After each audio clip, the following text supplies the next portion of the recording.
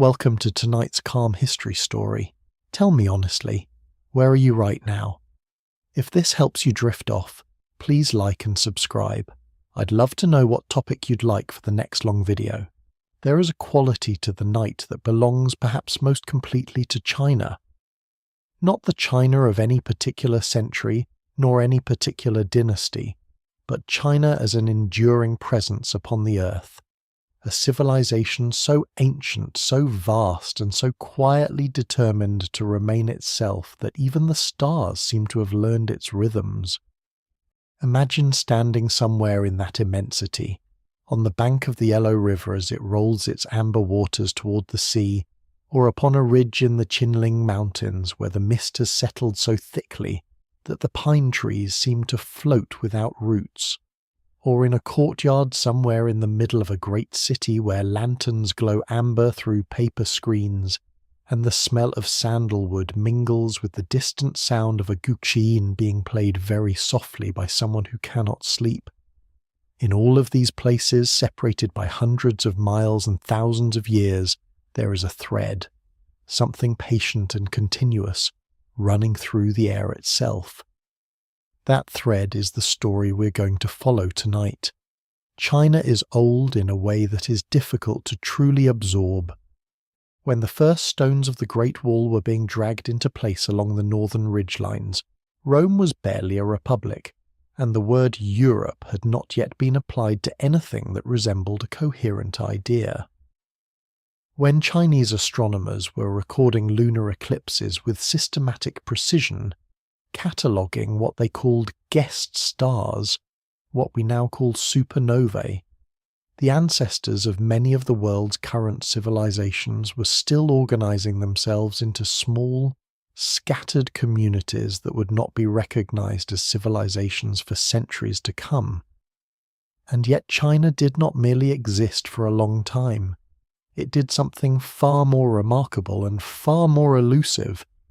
It endured, it recovered, it rebuilt, and it persisted with a coherence of identity that has no real parallel anywhere else in human history. That is the mystery at the heart of tonight's journey. Not simply that China lasted, but how. Not simply that it unified, but why unity kept returning even when it seemed utterly broken. There is something almost dreamlike about considering that continuity from a quiet, restful place. The history of China is long enough and deep enough that a single human lifetime, even a long and active one, would see only the smallest sliver of it. An entire empire might rise and fall within the span of a few generations, and yet the civilization around it would absorb the change, adapt, mourn what was lost, retain what was essential, and continue forward with its language, its philosophy, its family structures, and its sense of itself largely intact. No other civilization on Earth has demonstrated this kind of deep resilience across this kind of time span. Understanding it requires settling in, breathing slowly and following the story from its very roots. From the ancient river valleys where the first Chinese states took shape, through the brilliant and turbulent dynasties that gave the civilization its form, all the way to the extraordinary institutional and cultural mechanisms that allowed it to hold together across the centuries. The land itself played a central role in this story, and it is worth pausing there in that landscape, before we follow any dynasty or any emperor into the corridor of history. China's geography is dramatic and defining in ways that shaped everything that happened there. To the north and west lie the great arid barriers, the Gobi Desert, the Taklamakan, the high Tibetan Plateau, and the steppe grasslands that stretch westward towards Central Asia. These regions are challenging to cross, challenging to live in, and they acted for millennia as a kind of natural wall that set the Chinese heartland apart from the rest of the Eurasian landmass. To the south and east, the land descends toward the sea through a landscape of mountains, rivers, and fertile plains that grow progressively warmer and wetter as you approach the tropics. Between these outer extremes lies the heartland, the great river valleys and plains where Chinese civilization was born and where the majority of its population has always lived. The two rivers that define this heartland are among the most important waterways in human history. The Yellow River, Huanghe in Chinese, named for the yellow low sediment it carries from the highlands of the northwest, flows through the northern plains, past the sites of the oldest Chinese cities and ancestral palaces, past the places where the first writing was scratched onto oracle bones, past the fields where millet and wheat were first domesticated by the communities that would become the Chinese people. The Yellow River is moody, sometimes violent, prone to catastrophic floods that have shaped the Chinese understanding of nature's power and the state's responsibility to manage it. The Yangtze River, Changjiang, the Long River, flows through the centre of the country, broader and calmer in its lower reaches, nurturing a vast agricultural basin that became the rice bowl of the civilization and the economic heart of the empire. These two rivers, and the hundreds of tributaries that feed them, created a landscape of extraordinary agricultural productivity, enough to support dense populations, enough to generate surpluses that could feed armies and build monuments, enough to reward the kind of coordinated social organization that empires require. It is in this landscape that the story begins, not with a single dramatic moment, but with a long, slow accumulation of culture, technology, and social organization that stretches back into the Neolithic period, roughly 10,000 years ago, when the ancestors of the Chinese people were already developing distinctive pottery styles, burial practices, and agricultural communities along the river valleys of northern and central China. These early communities, known to archaeologists through sites like Yangshao and Longshan, were not yet what we would call Chinese in any political or literary sense, but they were laying the physical and cultural foundations upon which everything else would eventually be built.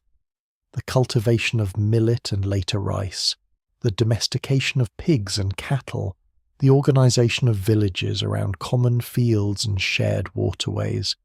the development of status hierarchies reflected in burial goods, and the earliest traces of symbolic art that would eventually evolve into the Chinese writing system. By the time the first clearly documented Chinese states appeared, the Shang dynasty around 1600 BCE and the Zhou dynasty that followed it, many of the fundamental patterns of Chinese civilization were already in place. The Shang kings ruled from fortified capitals in the Yellow River Valley, performing elaborate rituals to communicate with their ancestors and with the forces of nature, casting spectacular bronze vessels that remain among the most remarkable objects of the ancient world, and employing a class of scribes who scratched questions and answers onto turtle shells and ox shoulder blades in a writing system that is recognizably ancestral to the Chinese characters still used today. Already, in these early centuries, the ideas that would define Chinese civilization for the next 3,000 years were taking shape. The centrality of ritual, the importance of the relationship between the living and the dead, the responsibility of rulers to maintain cosmic harmony, and the belief that proper governance and proper social organization were not merely practical matters but moral ones, that the way human beings arranged themselves in relation to one another had consequences not just for human welfare but for the order of the universe itself. This is the world we're entering tonight,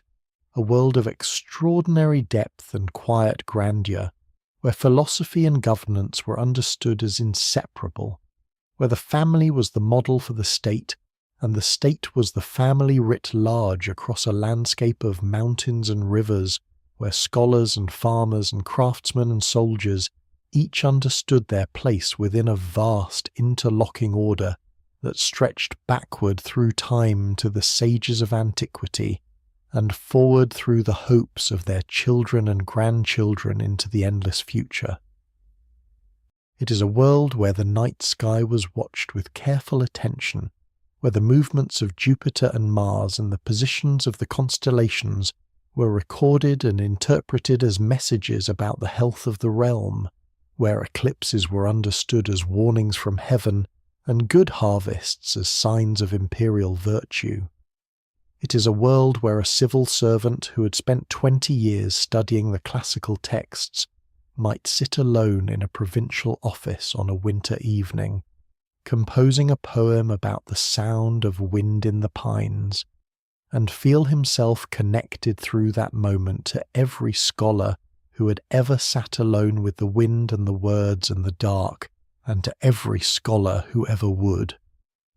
That continuity, that extraordinary sense of connection across time, is perhaps the most distinctive feature of Chinese civilization, and it is where our story must dwell if we want to truly understand not just what China was, but how it lasted.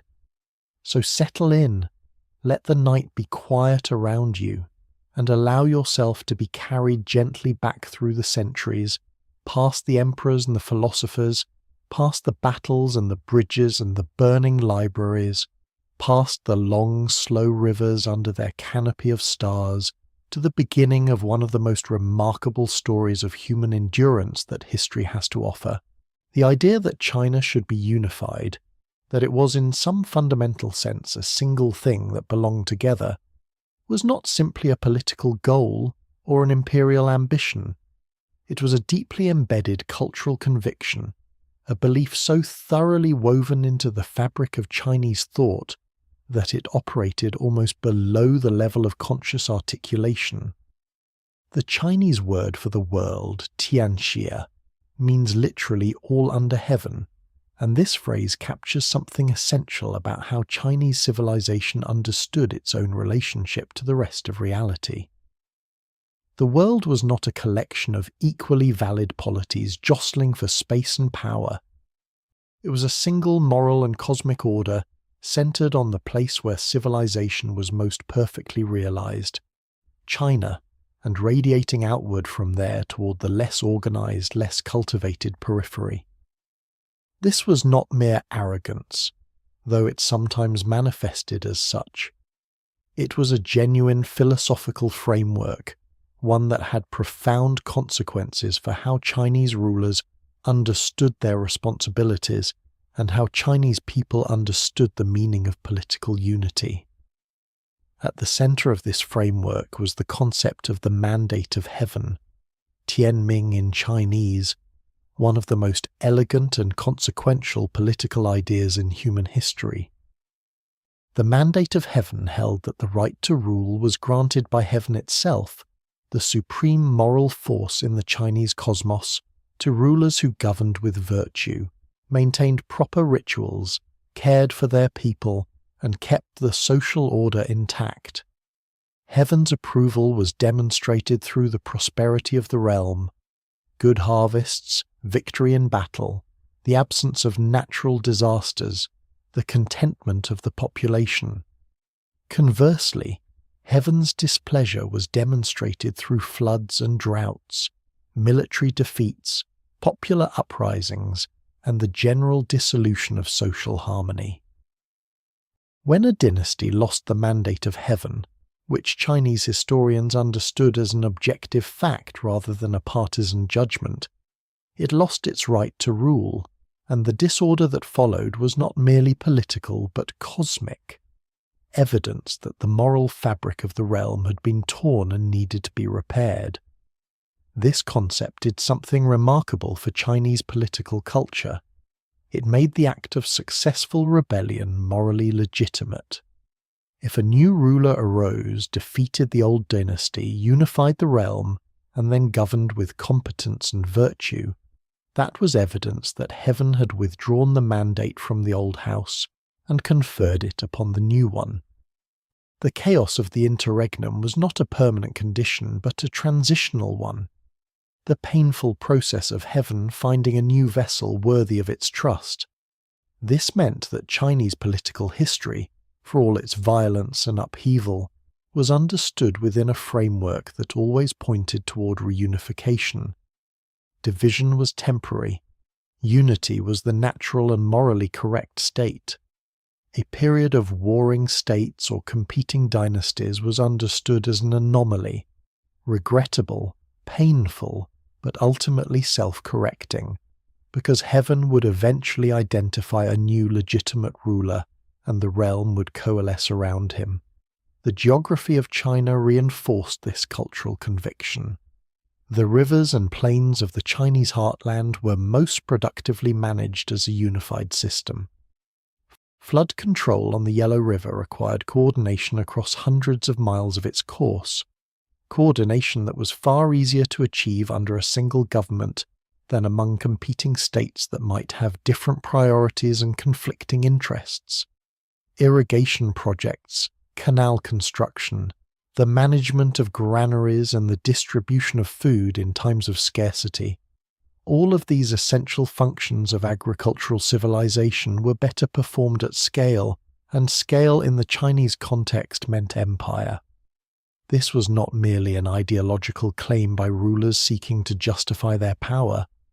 It was a practical reality experienced by the farmers whose fields could be destroyed by a flood that a properly organized state might have prevented, or saved by a canal that no single local community could have built on its own.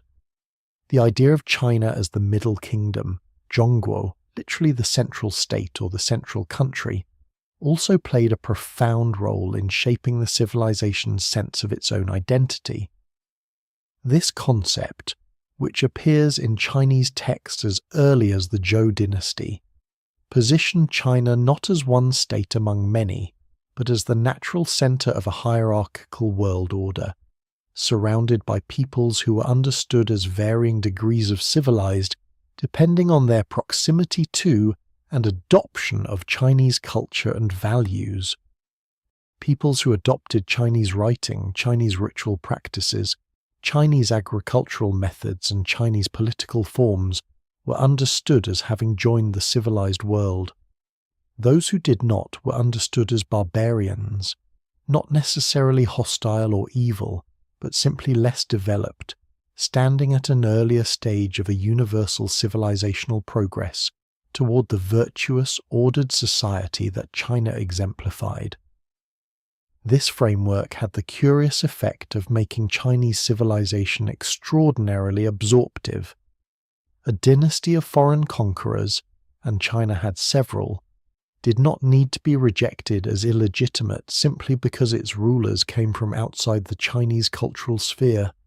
If those rulers adopted Chinese institutions, performed the proper rituals, studied the classical texts, and governed according to Confucian principles, they became, in the eyes of most Chinese intellectuals and administrators, legitimate Chinese rulers. The mandate of heaven was not an ethnic concept. It was a moral and cultural one. This flexibility allowed Chinese civilization to absorb wave after wave of external influence and conquest without losing its fundamental character,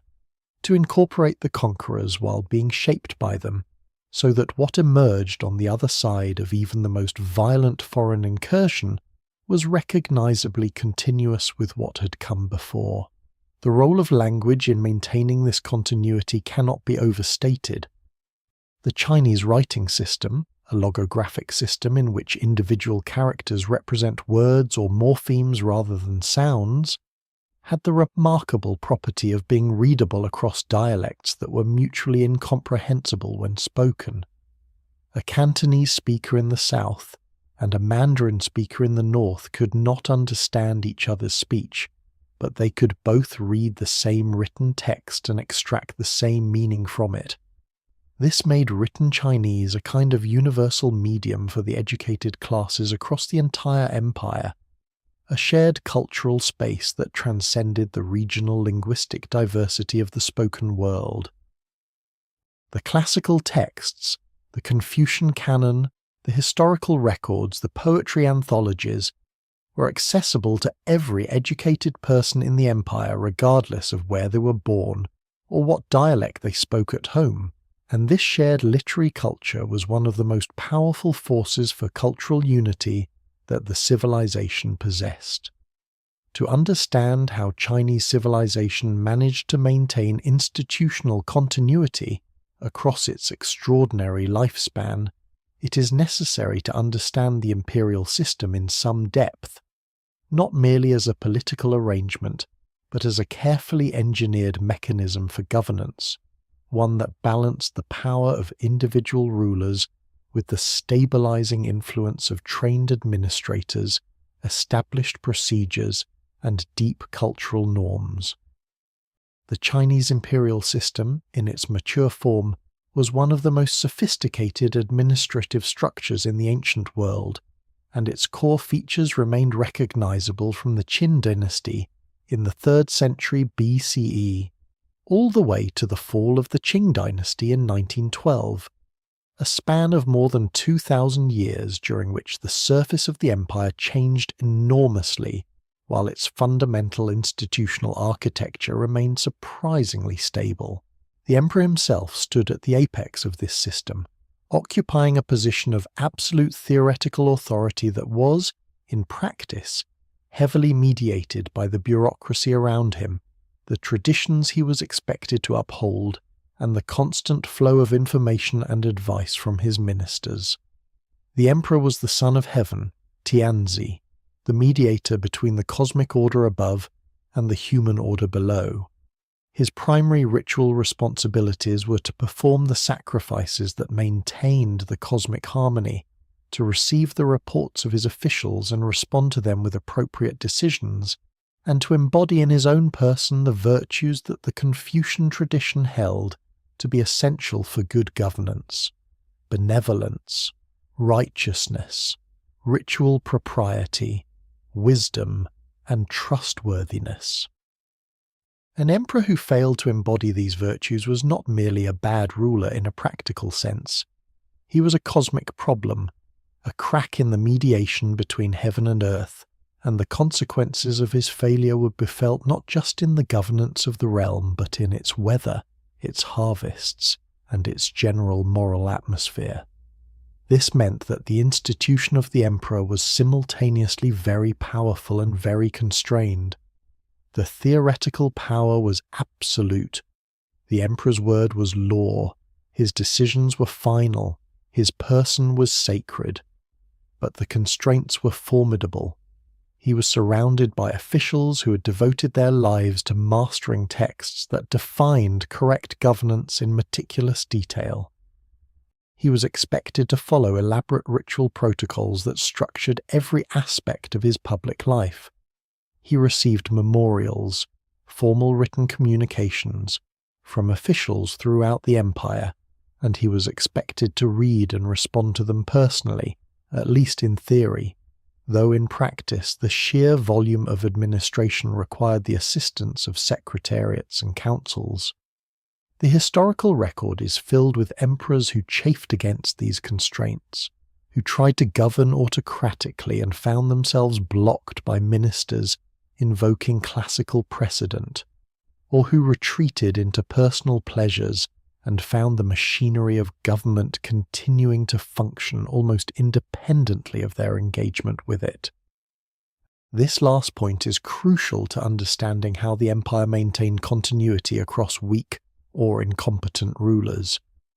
One of the most remarkable features of the Chinese imperial system was the degree to which the bureaucracy could keep functioning even when the emperor at the top was not providing effective leadership.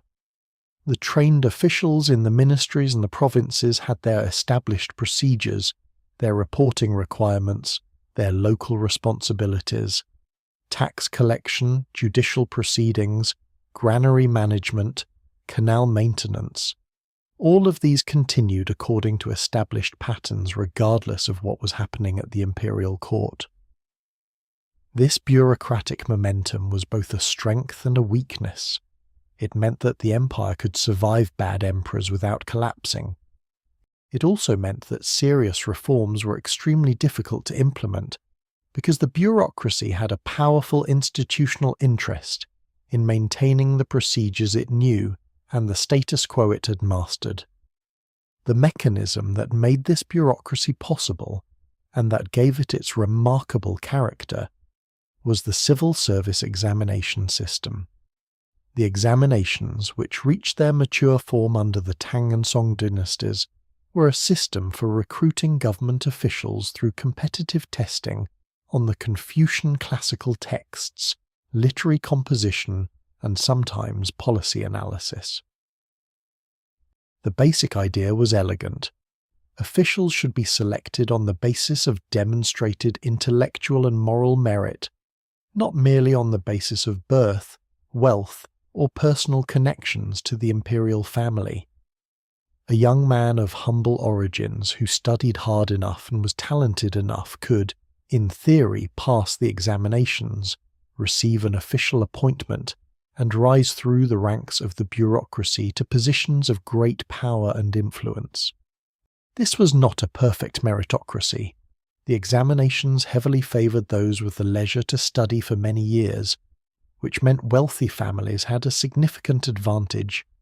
but it was a more open system than the purely hereditary aristocracies that governed many other civilizations, and it had profound consequences for the character of Chinese governance.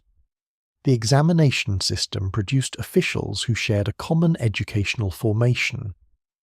They had all read the same texts, the Confucian classics, the histories, the literary anthologies. They had all practiced the same forms of composition, the regulated verse, the eight-legged essay, the memorial of remonstrance. They had all internalized the same conceptual vocabulary, the same framework for understanding governance and morality, the same heroes and cautionary tales from Chinese history. This shared formation created a genuine bureaucratic culture, a class of people who could communicate efficiently with one another, who shared assumptions about how government should work and what good governance looked like, and who were deeply invested in the institutions that had elevated them to their positions. When a dynasty fell and a new one arose, this class of trained officials was often still available, and the new rulers, even if they were conquerors from outside the Chinese cultural sphere,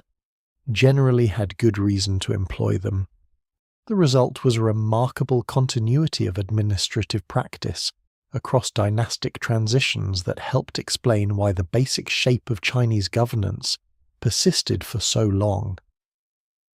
The local administration of the empire was organized through a system of provinces, prefectures, and counties, each staffed by officials appointed from the center, who were deliberately rotated through different postings to prevent them from building local power bases that might challenge imperial authority. A county magistrate, the lowest level of imperial official, the person most directly responsible for the daily administration of ordinary people's lives, was typically a man who had passed the examinations, received an appointment to a county that might be hundreds of miles from where he grew up, served his term of several years, and then moved on to a different posting. He was assisted by local clerks and runners who were natives of the area, and provided the institutional memory and local knowledge that the magistrate himself lacked. But ultimate authority in the county rested with this outsider appointed by the distant imperial court. This system of rotating officials had real costs. Magistrates often arrived in their new postings ignorant of local conditions, dialects, and customs, and had to rely heavily on local subordinates whose loyalties might not always align with the imperial interest. But it also had real benefits. It prevented the emergence of the kind of regional power bases that might challenge the center,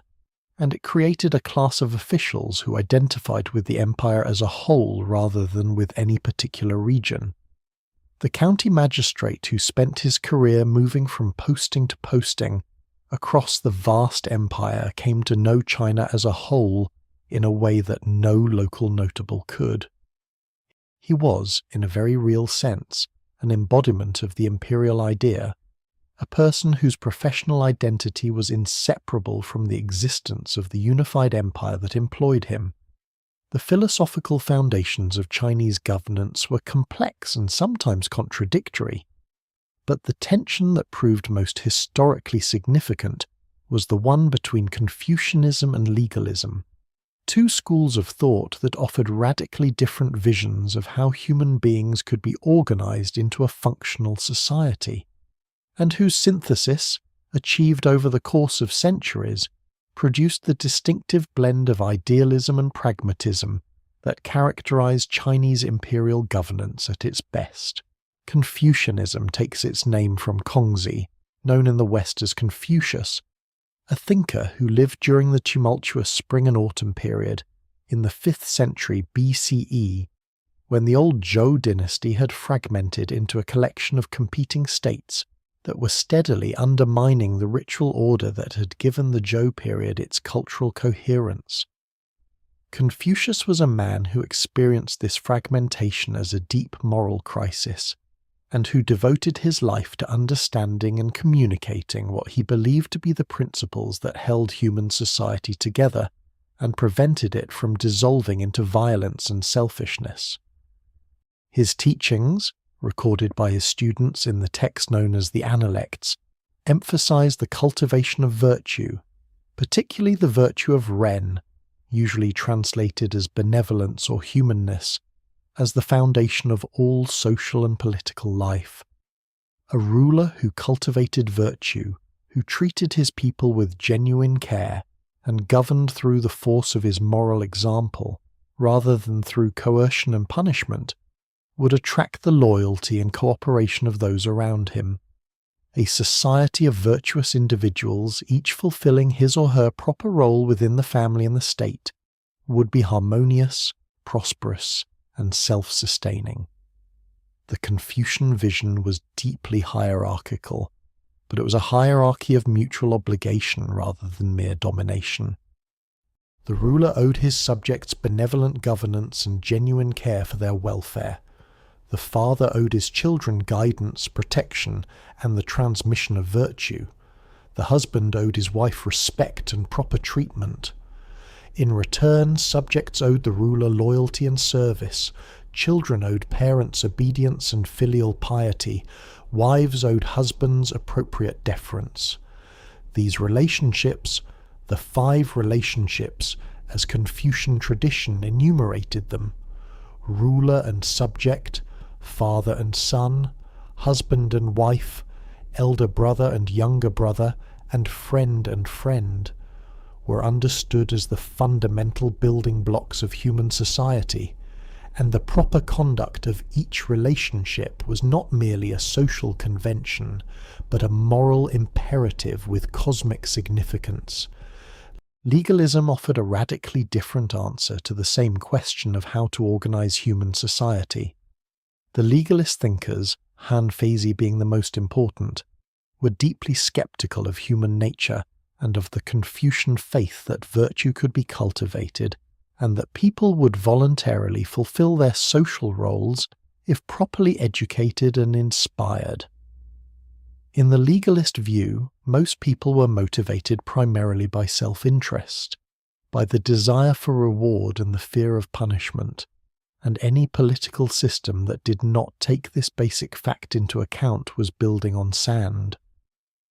The proper foundation of governance was not the moral cultivation of rulers and subjects, but a clear and rigorously enforced system of laws, rewards and punishments that channeled human self-interest towards socially productive behavior. A state governed according to legalist principles would be powerful and efficient,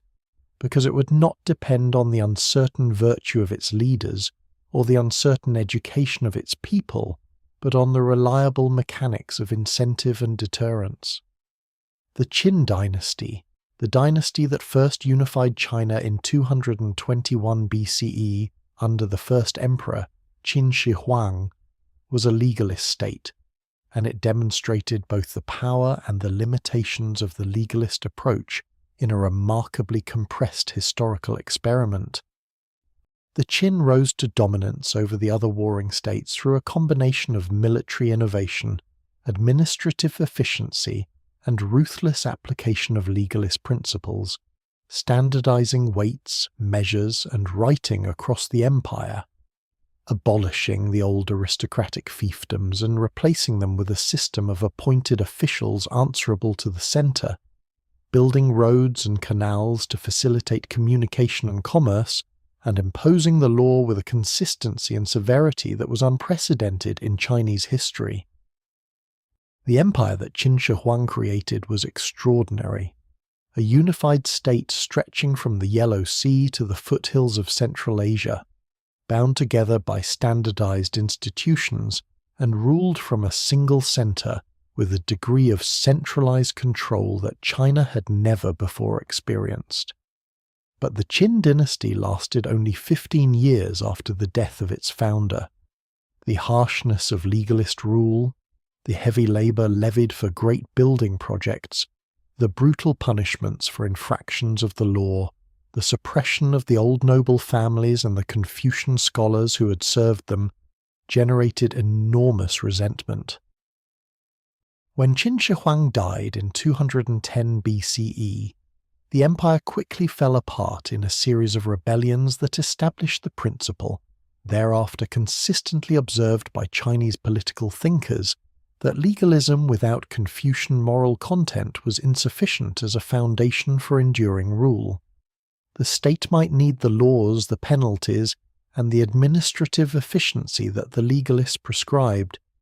but it also needed the legitimacy, the moral authority, and the voluntary cooperation that only Confucian values and Confucian ritual could provide. The Han dynasty that replaced the Qin, ruling from 206 BCE to 220 CE for more than 4 centuries, achieved the synthesis that would define Chinese governance for the next 2 millennia. The Han emperors officially adopted Confucianism as the state ideology, established the Imperial Academy to train officials in the classical texts, and governed through a rhetoric of benevolent paternalism that cast the emperor as the moral father of his people. But they retained and refined the Qin administrative machinery,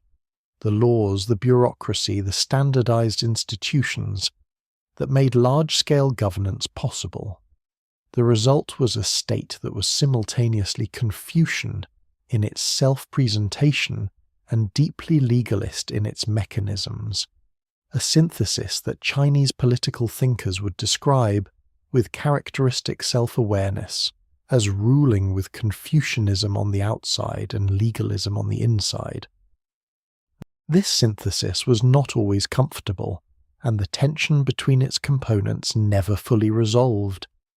Confucian scholars who entered government service through the examinations brought with them a genuine commitment to moral governance and a willingness to remonstrate with emperors who departed from Confucian norms, sometimes at great personal cost. The historical record is filled with officials who submitted memorials criticizing imperial policy, who were beaten with bamboo rods in the imperial court as a result, and who submitted further memorials insisting that they were right and the emperor was wrong. These acts of principled remonstrance were celebrated in Chinese political culture as examples of the highest form of official virtue, a willingness to prioritize truth and the welfare of the realm over personal safety and imperial favor. If the institutions and philosophies of Chinese civilization provided its skeletal structure, the daily life of ordinary people provided its flesh, the lived texture of a civilization that persisted for centuries because it had embedded its most important values and practices into the rhythms of everyday existence,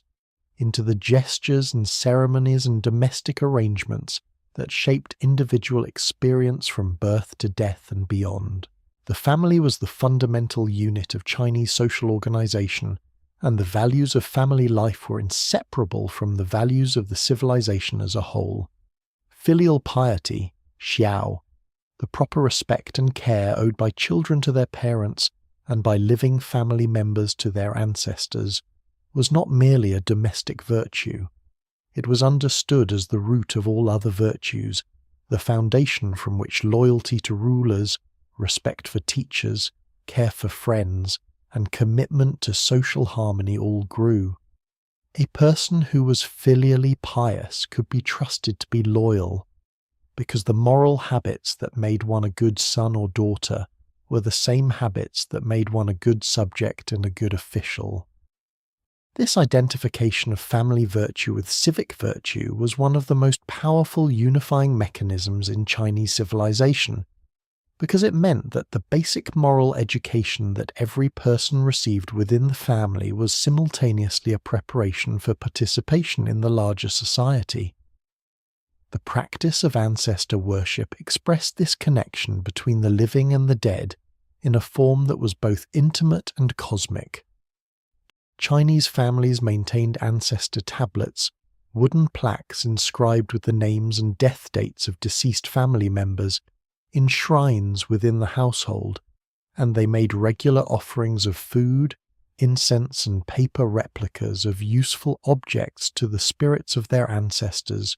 who were understood to remain interested in and capable of influencing the welfare of their living descendants. These rituals were not merely sentimental,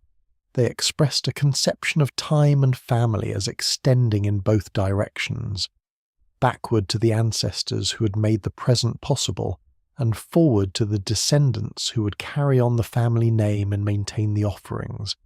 A man who failed to have sons who would perform these rituals after his death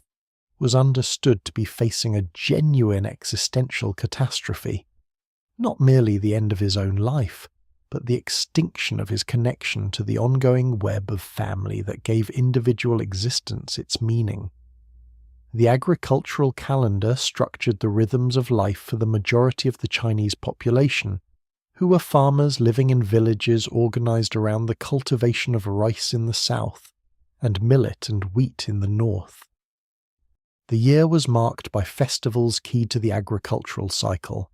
the planting and harvest festivals, the ceremonies to propitiate the earth gods and the kitchen gods who protected the household,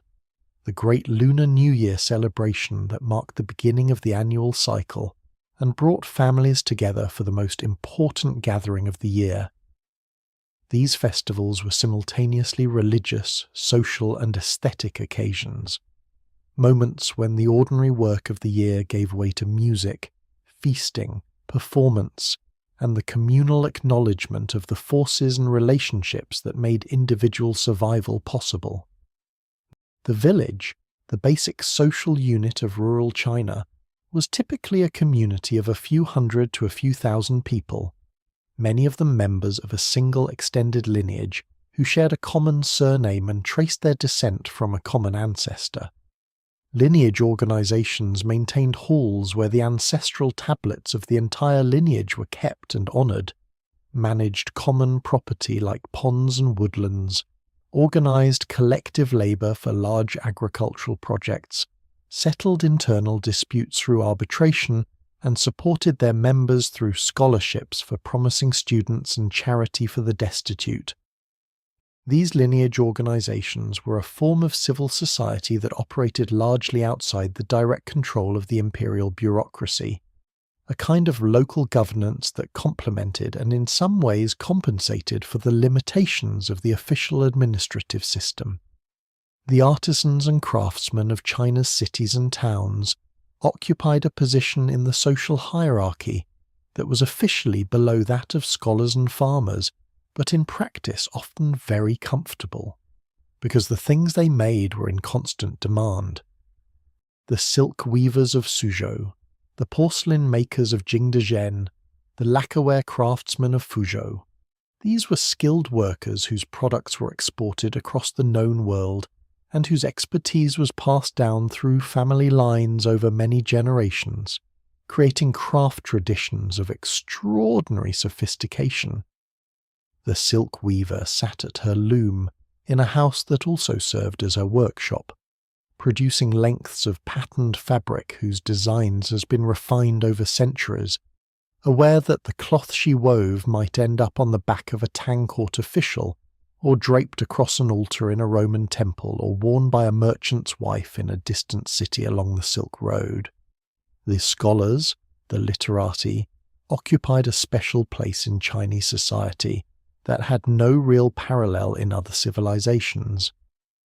These were the people who had mastered the classical texts, who wrote poetry and painted landscapes and composed essays on the proper conduct of governance, who staffed the imperial bureaucracy and staffed the academies and served as tutors and advisors and local cultural authorities. Their status was formally the highest in the social hierarchy, above merchants, above artisans, in theory even above military men, because Chinese civilization valued the cultivation of the mind and the mastery of classical learning more highly than the accumulation of wealth or the exercise of military force. This was an ideal that was often violated in practice, but it was an ideal that shaped behavior in powerful ways, creating a civilization that directed enormous amounts of its best talent and energy toward education, scholarship, artistic creation, and administrative service, rather than toward commerce or warfare. If the story of Chinese unity was simply one of smooth, uninterrupted progress from the first unified empire under the Qin to the great Qing dynasty of the 18th century, it would be a remarkable story, but perhaps not the most instructive one. What makes the story truly extraordinary and truly worth understanding is not the periods of successful unity, but the periods of catastrophic fragmentation,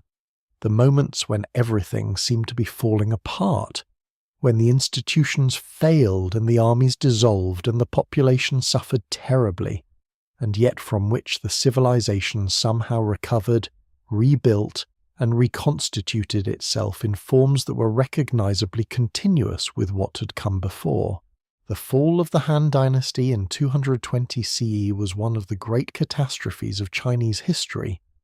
The empire that had governed China for 4 centuries dissolved into a period of division and warfare, the Three Kingdoms period, and the subsequent centuries of division known as the Northern and Southern dynasties, that lasted nearly 400 years. During this time, the Yellow River Valley, the ancient heartland of Chinese civilization, was repeatedly invaded by peoples from the northern steppe, Xiongnu, Jie, Qiang, Xianbei, and other groups who established kingdoms in the north, while Chinese dynasties maintained themselves in the south, around the Yangtze River basin. The population of northern China collapsed to a fraction of its Han Dynasty peak. The cities were sacked. The libraries were burned. The administrative machinery that the Han had built up over centuries was shattered. And yet, even in this period of catastrophe, the fundamental elements of Chinese civilization persisted. The great aristocratic families of the South maintained their classical education and their literary culture, producing poetry and calligraphy and philosophical commentary of extraordinary quality, even as the political order around them crumbled. Buddhism, a new religion arriving from India along the Silk Road, was absorbed into Chinese cultural life with remarkable creativity,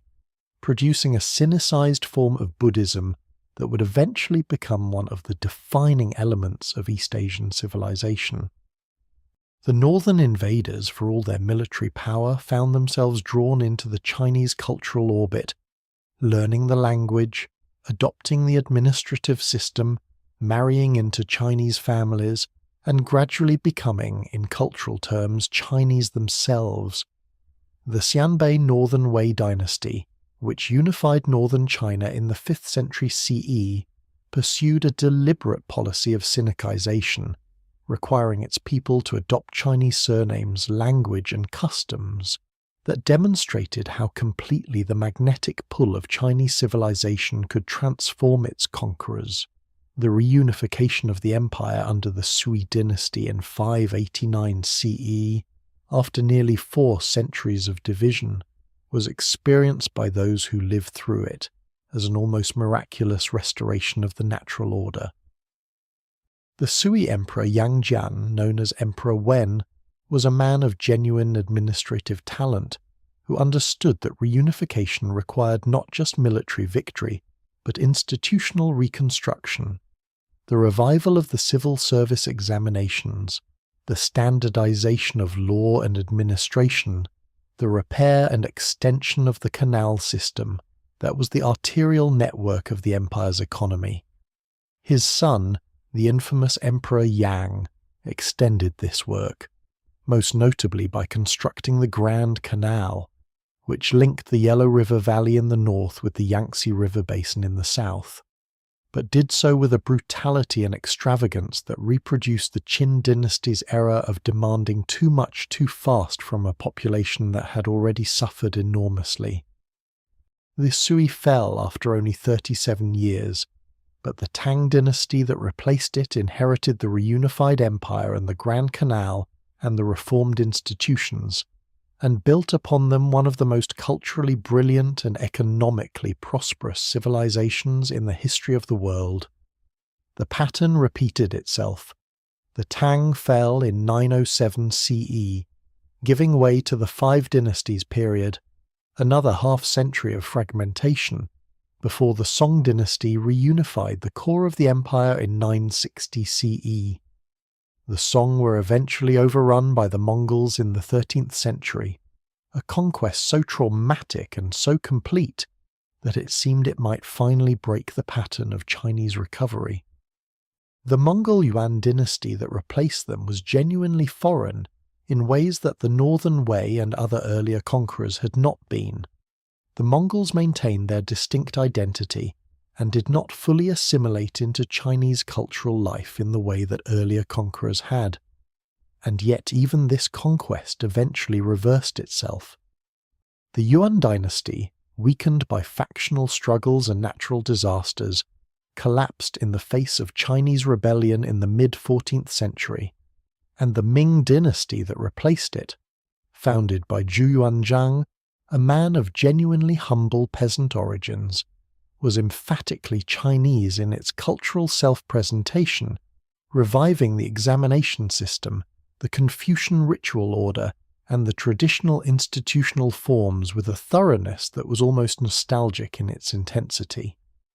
What allowed Chinese civilization to survive these periods of catastrophe and reconstitute itself afterward? Several factors seem to have been consistently important. The writing system and the classical texts it encoded were durable.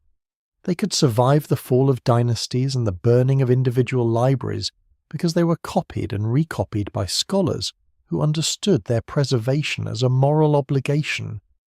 The examination system, when it was revived, was a reliable mechanism for identifying and recruiting the talent that a new dynasty needed to govern effectively. The cultural identity of the Chinese literati, their shared sense of who they were and what they valued, their identification with a continuous civilizational tradition rather than with any particular dynasty, made them available to serve new rulers who met the basic criteria of legitimate governance, regardless of the ethnicity or origin of those rulers.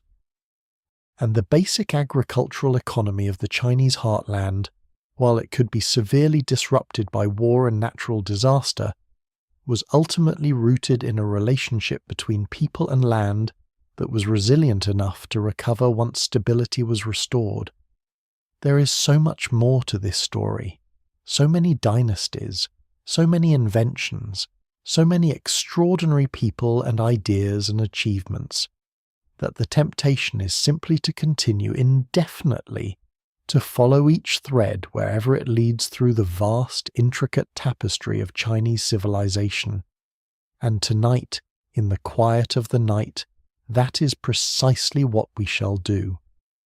We will wander through the centuries and the dynasties, pausing at the remarkable, lingering with the beautiful, honouring the ingenuity and the suffering and the endurance of the hundreds of millions of human beings who created and maintained this extraordinary civilization across the millennia.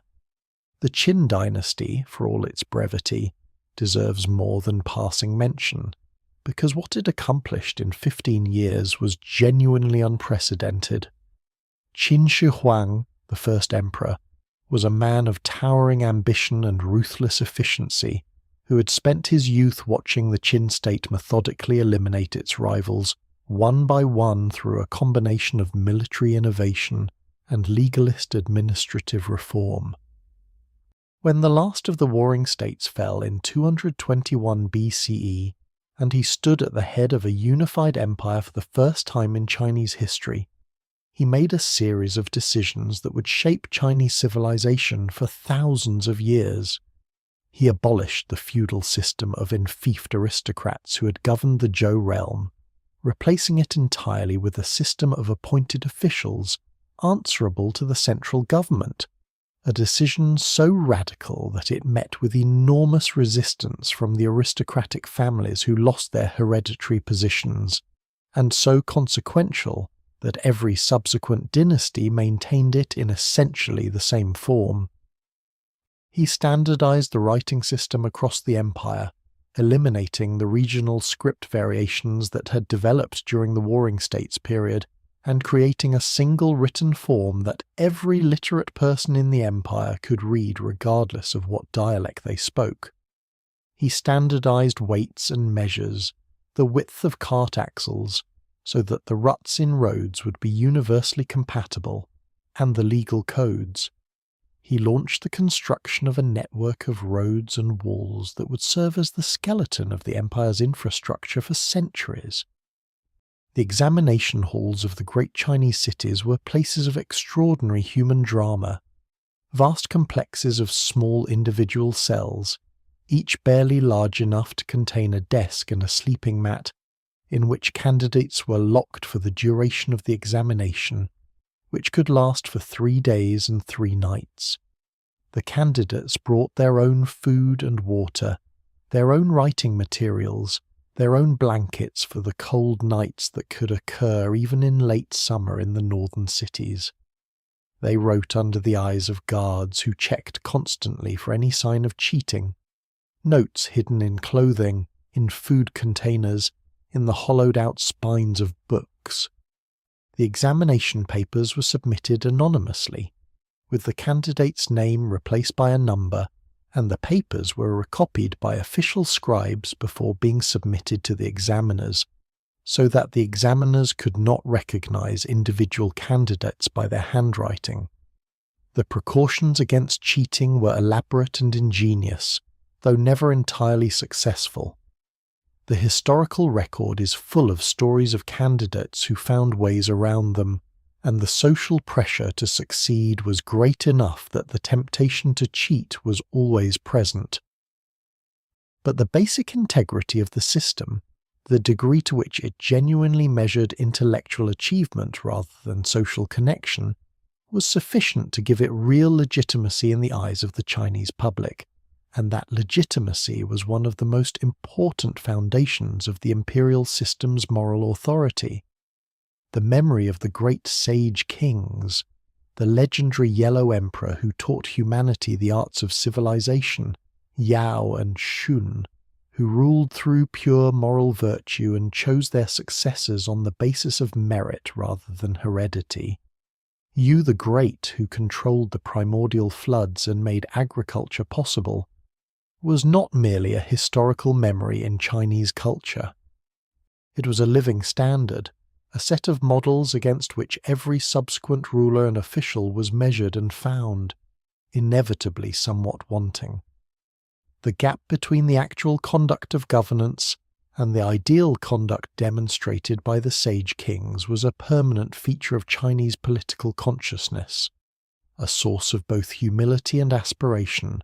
of the recognition that good governance was always more difficult than it looked, and always more important than it was given credit for being. This gap between ideal and reality, held honestly and without either despair or complacency, is perhaps the most characteristically Chinese attitude toward human affairs. The insistence on high standards combined with a realistic acknowledgement that those standards are difficult to meet, and the conviction that the effort to meet them, even imperfectly, is what gives a civilization its moral dignity. The terracotta army, discovered in 1974 by farmers digging a well outside the city of Xi'an, is the most spectacular surviving expression of Qin Shi Huang's personality and his conception of imperial power. Buried in a vast underground complex near his tomb mound, the army consists of more than 8,000 life-size clay soldiers, each with individualized facial features, arranged in precise military formation, as if guarding the emperor in death as they had in life. There are cavalry soldiers on clay horses, archers in kneeling positions, officers with more elaborate armour and more commanding expressions, and the whole army was once brightly painted in vivid pigments. The paint has largely flaked away over the millennia, leaving the figures in the grey terracotta that we see today, but in their original state they must have been an extraordinary, almost overwhelming sight. The army was accompanied by elaborate bronze chariots, clay civil officials, acrobats, musicians, and an aviary, a complete miniature world designed to serve the emperor's needs in the afterlife. The Han dynasty that succeeded the Qin, after the brief chaotic interregnum of Chu-Han contention, is one of the most consequential periods in all of Chinese history, and its legacy is so pervasive that the majority ethnic group of China still refers to itself as the Han people, and the Chinese writing system is still called Han characters. The first Han emperor, Liu Bang, known by his temple name Gaozu, was himself of modest origins, a minor official from the state of Chu, who had led one of the rebellions that brought down the Qin. His rise to power was facilitated by his talent for identifying capable subordinates and deferring to their expertise, a contrast to the Qin pattern of centralized autocracy that was deeply appreciated by the scholars and administrators who served him. The early Han period, the reign of the Gaozu and his immediate successors, was marked by a deliberate policy of recovery from the devastation of the Qin-Han transition wars. The Confucian concept of recuperation, allowing the population to rest, reducing taxes, relaxing strict laws, was systematically applied, and the results were dramatic. Population recovered, agricultural production expanded, trade revived, and the state's fiscal position improved to the point where the Han court was, by the reign of the Emperor Wu Di, in the late 2nd and early 1st centuries BCE, presiding over one of the wealthiest and most powerful empires in the world. Emperor Wu used this wealth to pursue an aggressive foreign policy against the Xiongnu nomads, who'd been raiding the northern frontier since the early Han period, launching a series of massive military campaigns that pushed the Xiongnu back far enough to open the Silk Road to regular traffic. He also extended Han territory in all directions, south into what is now Vietnam, west into Central Asia, north and east into Korea, creating an empire that was, in territorial extent, roughly comparable to the Roman Empire at its height in the same period. The Silk Road, that extraordinary network of trade routes linking China to Central Asia, the Middle East, and ultimately the Mediterranean world, was not a single road, but a web of routes, constantly shifting depending on political conditions and the preferences of the merchants and diplomats who travelled it. The Chinese end of the road began at the imperial capital, Chang'an near modern Xi'an, and led westward through the Gansu corridor, past the oasis cities of Dunhuang and Turfan and Kashgar, through the mountain passes of the Pamirs, and down into the cities of Bactria and Parthia, from which goods could travel onward to Rome. The road carried silk westward. The Chinese monopoly on silk production made it the most valuable trade good in the ancient world, and brought back in exchange glassware and gold and silver and spices and horses from the tall, swift breeds of Central Asia that the Chinese called heavenly horses because they sweated what appeared to be blood and were thought to be descended from celestial animals. It also carried ideas. Buddhism travelled east along the Silk Road from India. Zoroastrianism and Nestorian Christianity reached China along the same routes, and Chinese paper-making and printing eventually travelled westward to transform the intellectual culture of the Islamic world and eventually Europe. The Tang dynasty, which ruled from 618 to 907 CE, is remembered as perhaps the most cosmopolitan and culturally brilliant period in all of Chinese history. The Tang capital at Chang'an, rebuilt on a vast scale on the site of the Han Dynasty capital, was, in the 7th and 8th centuries CE, the largest city in the world, home to perhaps 1 million people, and the centre of a trade network that extended from Japan to the Persian Gulf. The markets of Chang'an were supplied by merchants from every corner of the known world, Persian traders in their distinctive caps, Central Asian musicians playing their lutes in the market stalls, Indian monks debating Buddhist philosophy in the great monasteries, Japanese students attending the Imperial Academy, Malay sailors unloading exotic spices and tropical woods at the river docks. The Tang court was genuinely cosmopolitan in its cultural appetites. The emperors collected Central Asian music, employed foreign artists, embraced Buddhist iconography from India, and wore clothing influenced by the nomadic peoples of the north. The Tang was also the golden age of Chinese poetry, a period when the art of verse composition reached a height of technical sophistication and emotional depth that later Chinese poets would spend 1,000 years trying to emulate. The two greatest poets of the Tang period, Li Bai and Du Fu, are figures of such towering importance in Chinese literary culture that it is difficult to overstate their influence. Li Bai was the romantic, a wanderer and a drinker, a man who seemed to embody the Taoist ideal of spontaneous alignment with the rhythms of nature, who wrote poems of such crystalline beauty that they seemed to capture moonlight and wine and the melancholy of a single moment of awareness, with a precision that no translation can quite replicate. Du Fu was the moralist, a man who lived through the catastrophic and Lucian rebellion of the 750s, which nearly destroyed the Tang dynasty and displaced millions of people, and who responded to that catastrophe with poems of aching clarity and moral seriousness, documenting the suffering of ordinary people with a compassion and specificity that made him the social conscience of Chinese literature for all subsequent centuries. The An-Lushan Rebellion itself, a military uprising by the General An-Lushan that began in 755 CE and plunged the Tang Empire into a decade of devastating civil war, illustrates both the fragility and the resilience of the Chinese imperial system. An-Lushan was a general of Sogdian and Turkic descent who had risen to command 3 of the Tang Empire's frontier armies, accumulating a military power that far exceeded what the centre could comfortably tolerate. When he rose in rebellion, the Tang court was caught almost entirely unprepared.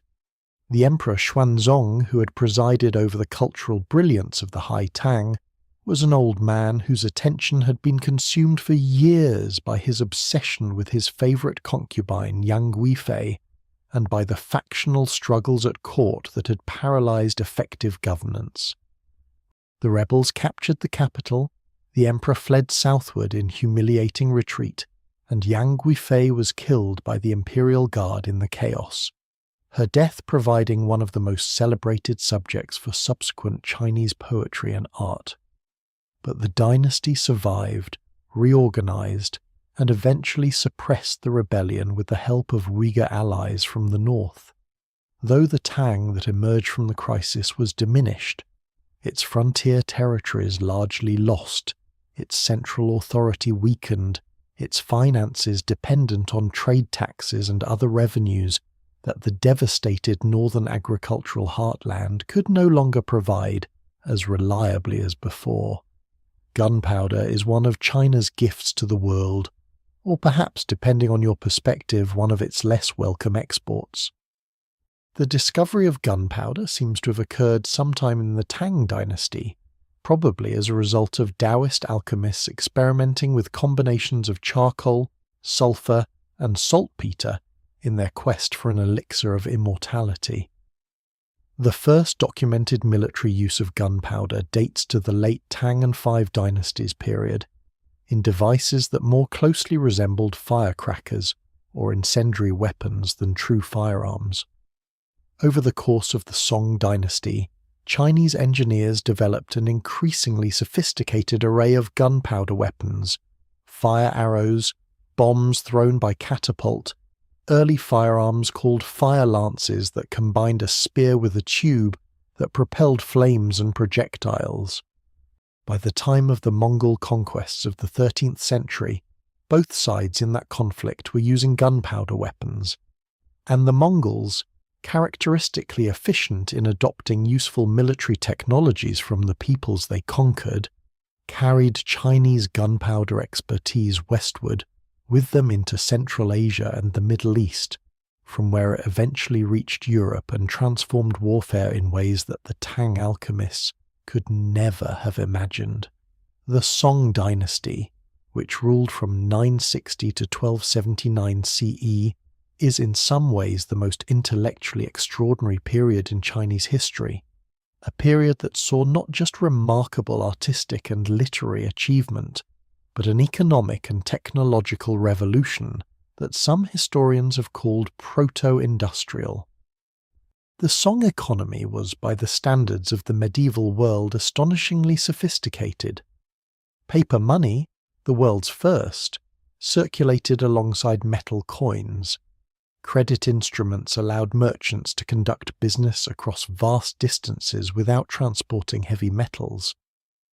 Private entrepreneurs operated iron foundries that produced more iron annually than the whole of Europe would produce centuries later. Printing,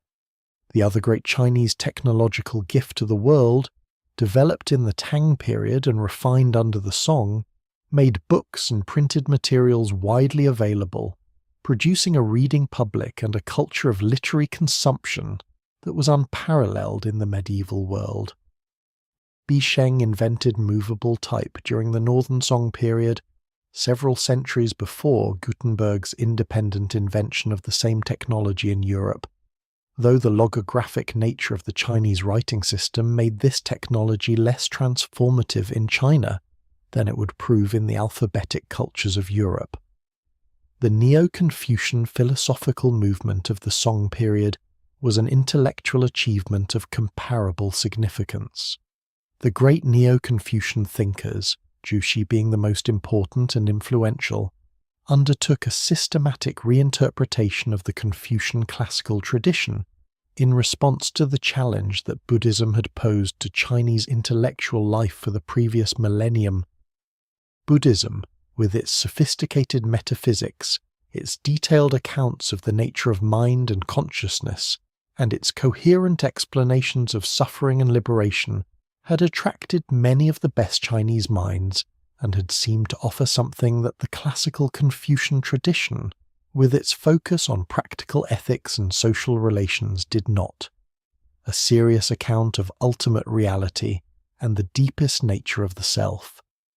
The Neo-Confucians responded by developing a Confucian metaphysics, an account of the ultimate principles underlying reality, the nature of the human mind and its relationship to the moral order of the universe,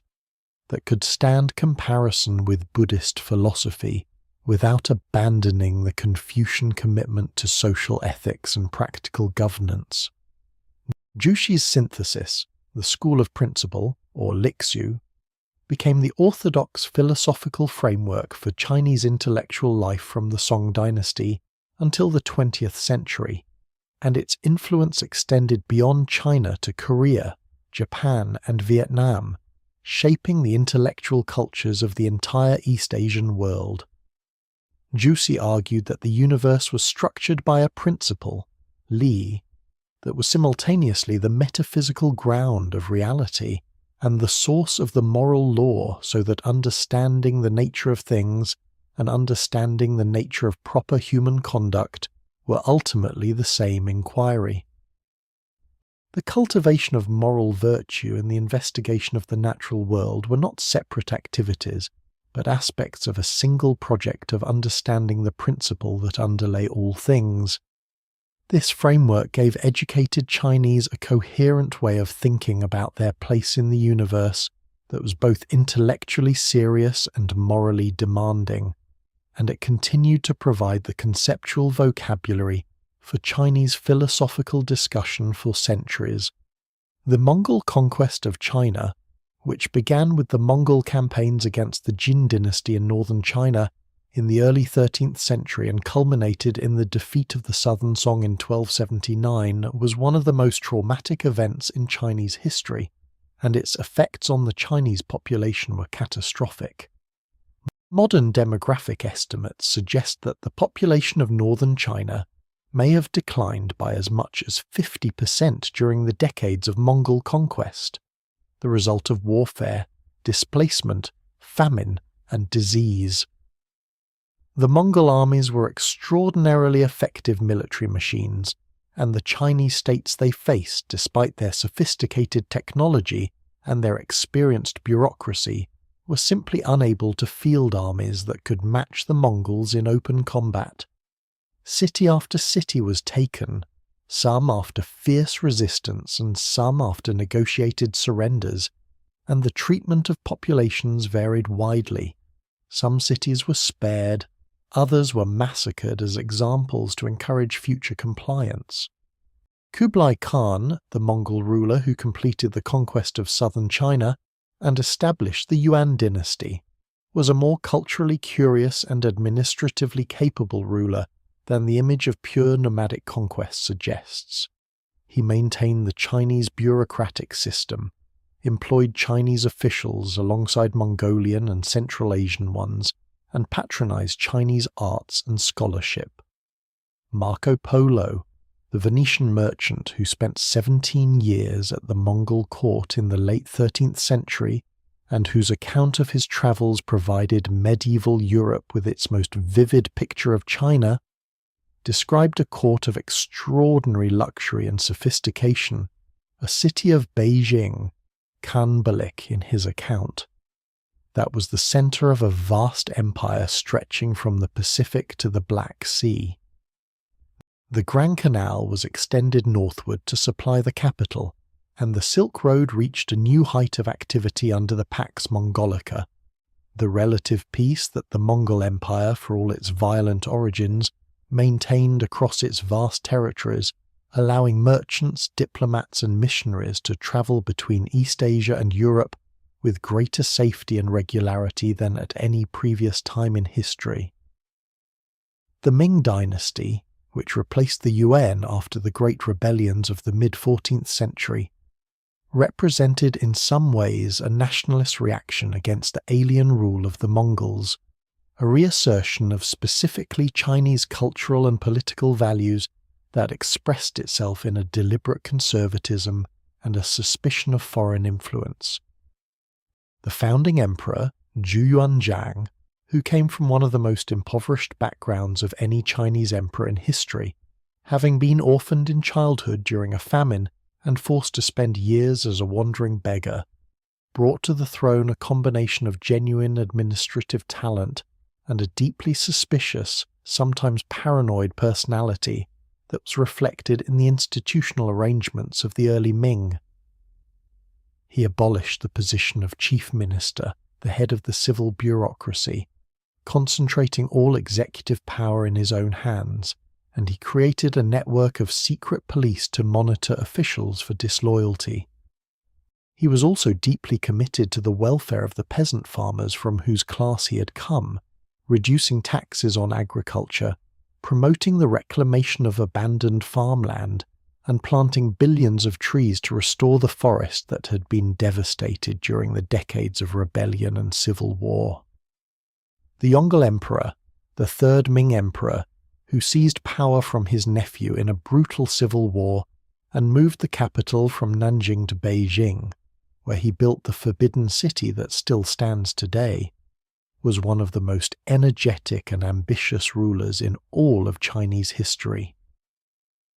Under his direction, China launched the most extraordinary series of naval expeditions in the pre-modern world. The 7 voyages of Zheng He, the great Muslim eunuch admiral, between 1405 and 1433, which took Chinese fleets of enormous treasure ships across the Indian Ocean to Southeast Asia, India, the Persian Gulf, and the coast of East Africa.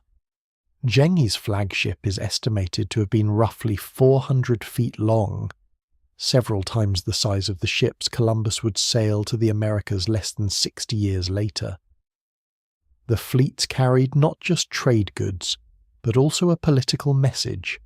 an assertion of Chinese prestige and the reach of Chinese civilization to the peoples of the Indian Ocean world. These voyages were discontinued after the Yongle Emperor's death. The cost was enormous, the Confucian officials were skeptical of maritime adventurism, and the strategic priorities of the Ming court shifted back toward the northern frontier, where the Mongol threat had never entirely disappeared. The decision not to continue the oceanic expeditions is one of the great what-ifs of world history. What might have happened if Chinese fleets had continued pushing eastward and eventually reached the Americas, or westward around Africa and into the Atlantic? But it was not really a decision to retreat from the world so much as a reallocation of resources to what the Ming court considered more pressing priorities,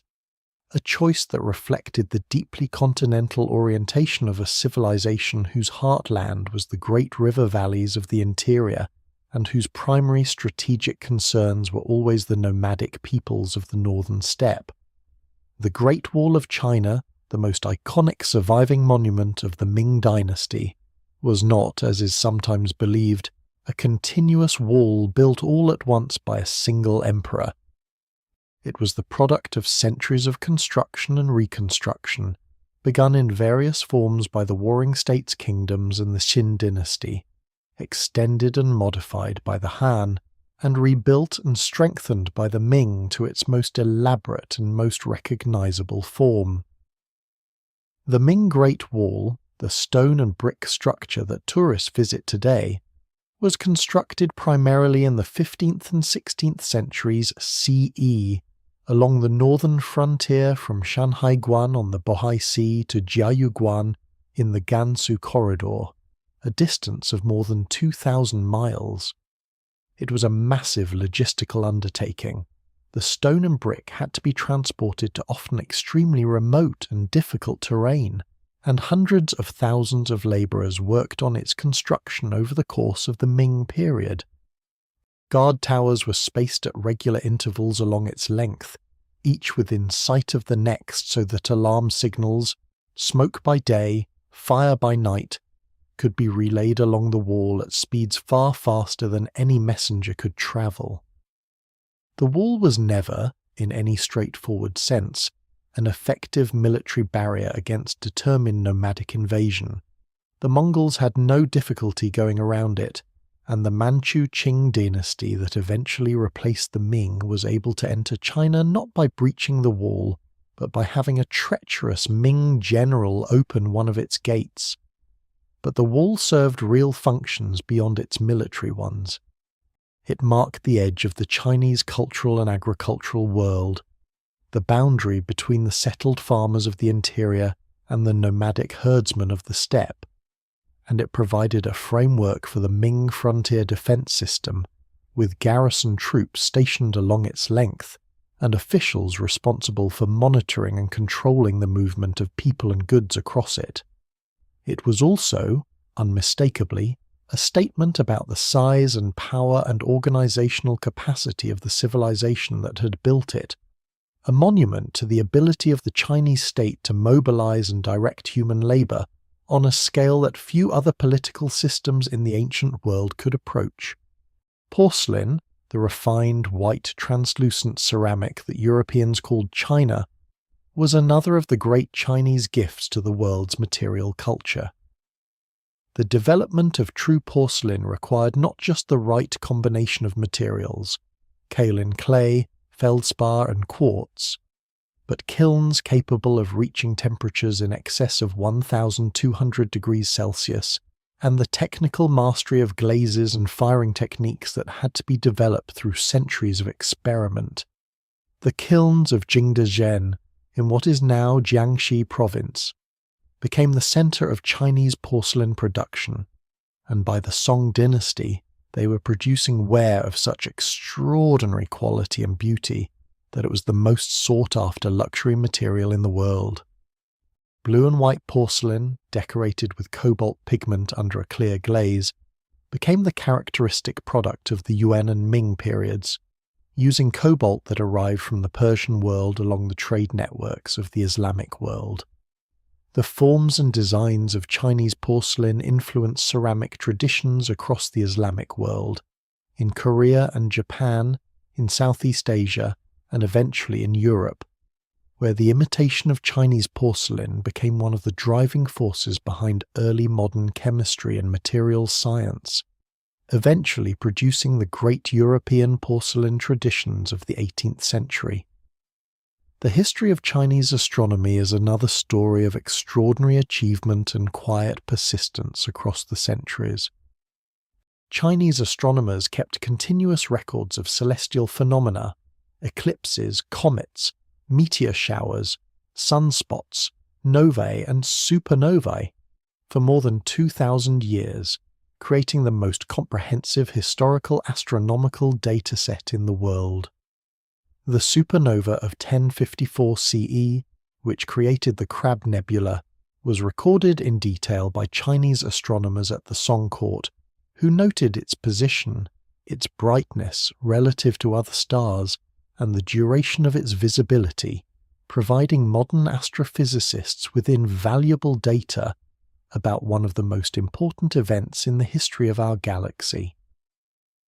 Chinese astronomical records have been used by modern scientists to calculate the long-term behavior of the solar system, to study the periodicity of comet orbits, and to understand the rate of change in the Earth's rotation, all areas of inquiry where the Chinese tradition of continuous long-term observation has proved invaluable.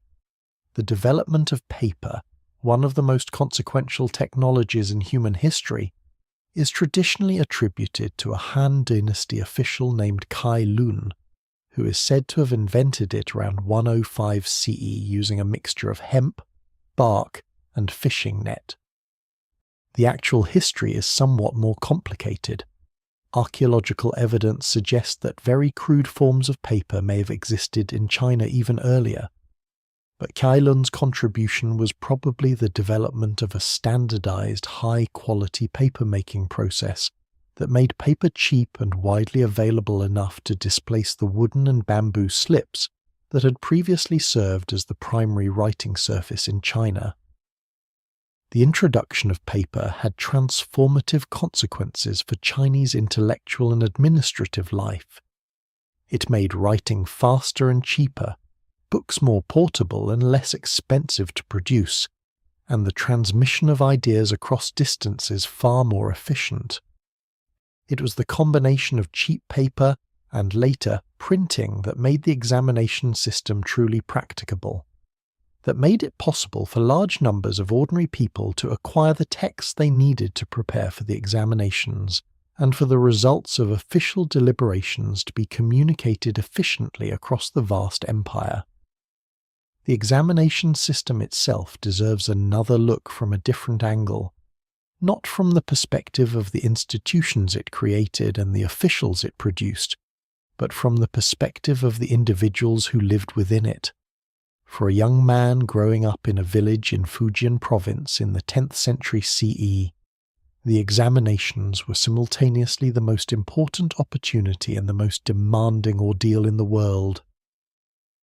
The process began with local district examinations, proceeded through prefectural examinations, and culminated, for the most successful, in the metropolitan examinations held in the capital and the palace examinations held in the presence of the emperor himself. The preparation required years of intensive study, memorizing the classical texts, mastering the forms of regulated verse and essay composition, practicing the calligraphy that was itself judged as an indicator of personal cultivation. The competition was ferocious. In some periods, less than 1% of examination candidates at any given level passed, and a man might spend decades attempting the higher-level examinations without success. Yet men tried and kept trying because the rewards of success were so transformative. A Jinshi degree, the highest examination degree awarded to those who passed the palace examinations, was the equivalent of a modern doctorate in terms of its social prestige, but with the added benefit of immediate appointment to an official position that placed the holder in the governing class of the empire. A man who passed the palace examinations became, overnight, a person of national importance, invited to banquets at the imperial court, photographed with officials, his name known throughout the educated world. His family's social status was transformed permanently. His success brought honour not just to himself but to his parents, his ancestors, and his entire lineage. And the values that the examination system rewarded, the patient, disciplined study of a vast body of classical literature, the development of elegant prose and verse composition, the internalization of a sophisticated moral and political philosophy, were understood as genuinely valuable qualities in a government official, not just arbitrary hurdles, but real indicators of the intellectual and moral formation that good governance required. The role of women in Chinese civilization is a complex and often painful story that does not lend itself to simple characterization. The formal Confucian social order placed women unambiguously in a subordinate position. Daughters were subordinate to fathers, wives to husbands, widows to sons, and the practical lives of most Chinese women were shaped by these constraints in ways that limited their opportunities severely.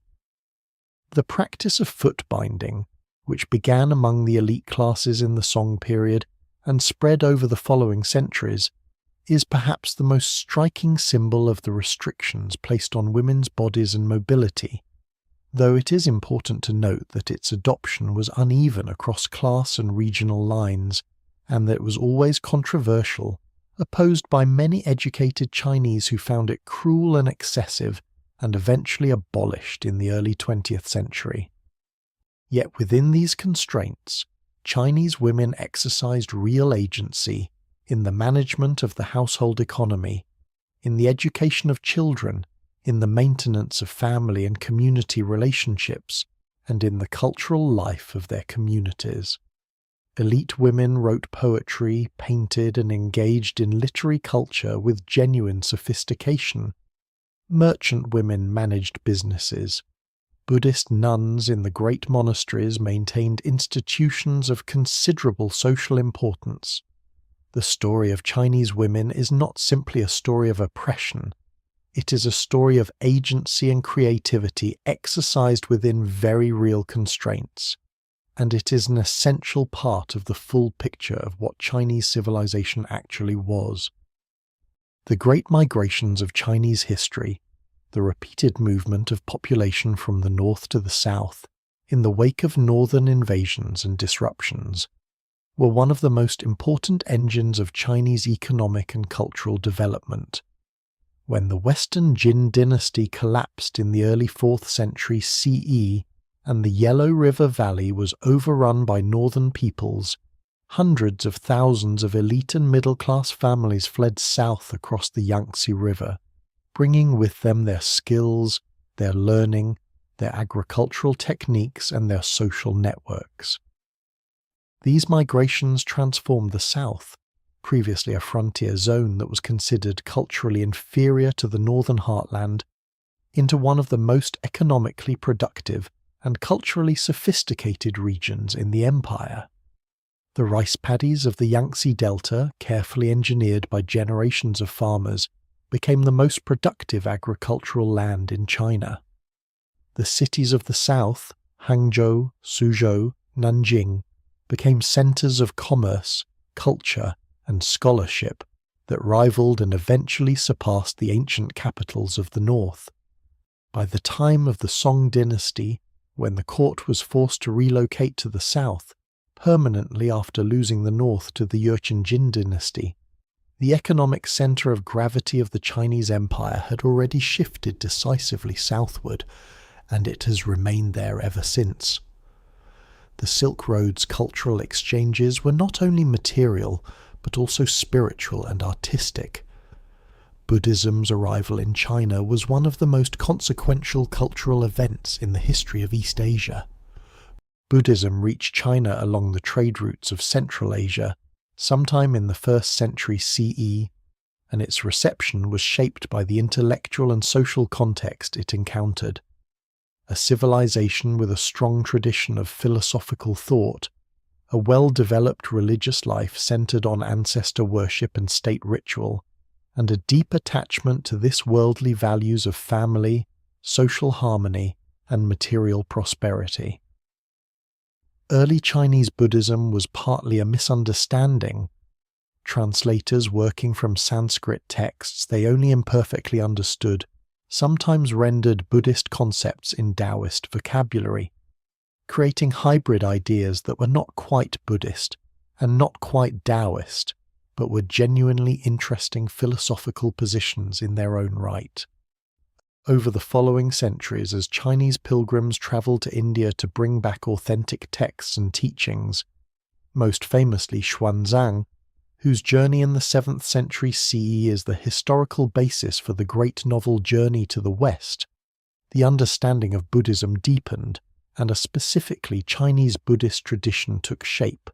with schools like Chan, which became Zen in Japan, that integrated Buddhist meditation practice with the Chinese emphasis on directness and concrete experience.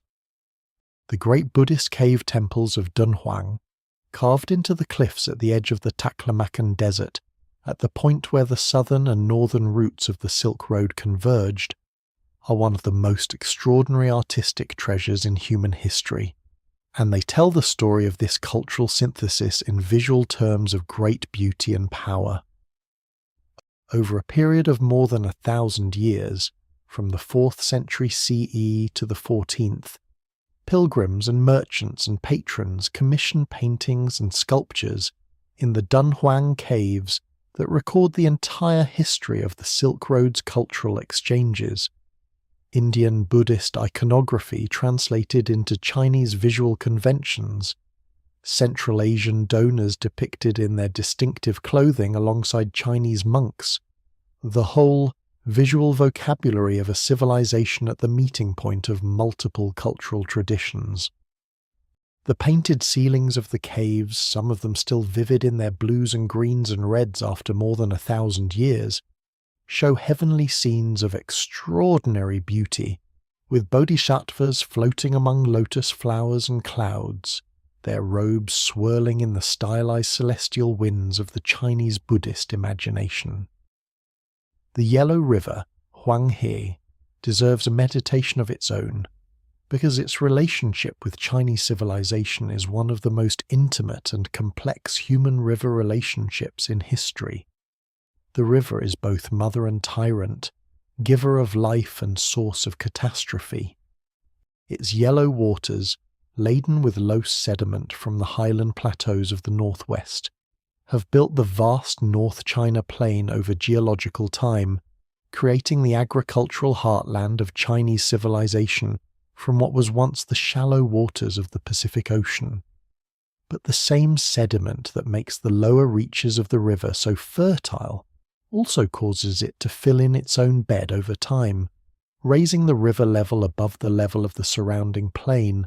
until the pressure of water finds a new course, sometimes suddenly, catastrophically, in a great flood that inundates millions of acres of farmland and displaces millions of people. Historically, the Yellow River has changed course dramatically many times, sometimes emptying into the sea hundreds of miles north or south of its previous mouth. Managing the river, dredging its channel, building and maintaining its levees, coordinating flood control along its entire course, was one of the central challenges and central responsibilities of every Chinese government from the Shang dynasty onward. Traditional Chinese medicine, the system of theory and practice that developed over millennia from the observations of practitioners who noted the relationships between symptoms, treatments, and outcomes, is another area where Chinese civilization made contributions of lasting significance. The theoretical framework of traditional Chinese medicine, the concepts of qi, vital energy, yin and yang, the 5 phases, and the meridians along which qi was understood to flow through the body, was a sophisticated attempt to understand the body as a dynamic system in which health represented a proper balance of forces and illness represented an imbalance. The Huangdi Neijing, the Yellow Emperor's classic of medicine, attributed to the legendary Yellow Emperor but probably compiled in the Han Dynasty, laid out this theoretical framework in a form that remained authoritative for the subsequent 2,000 years.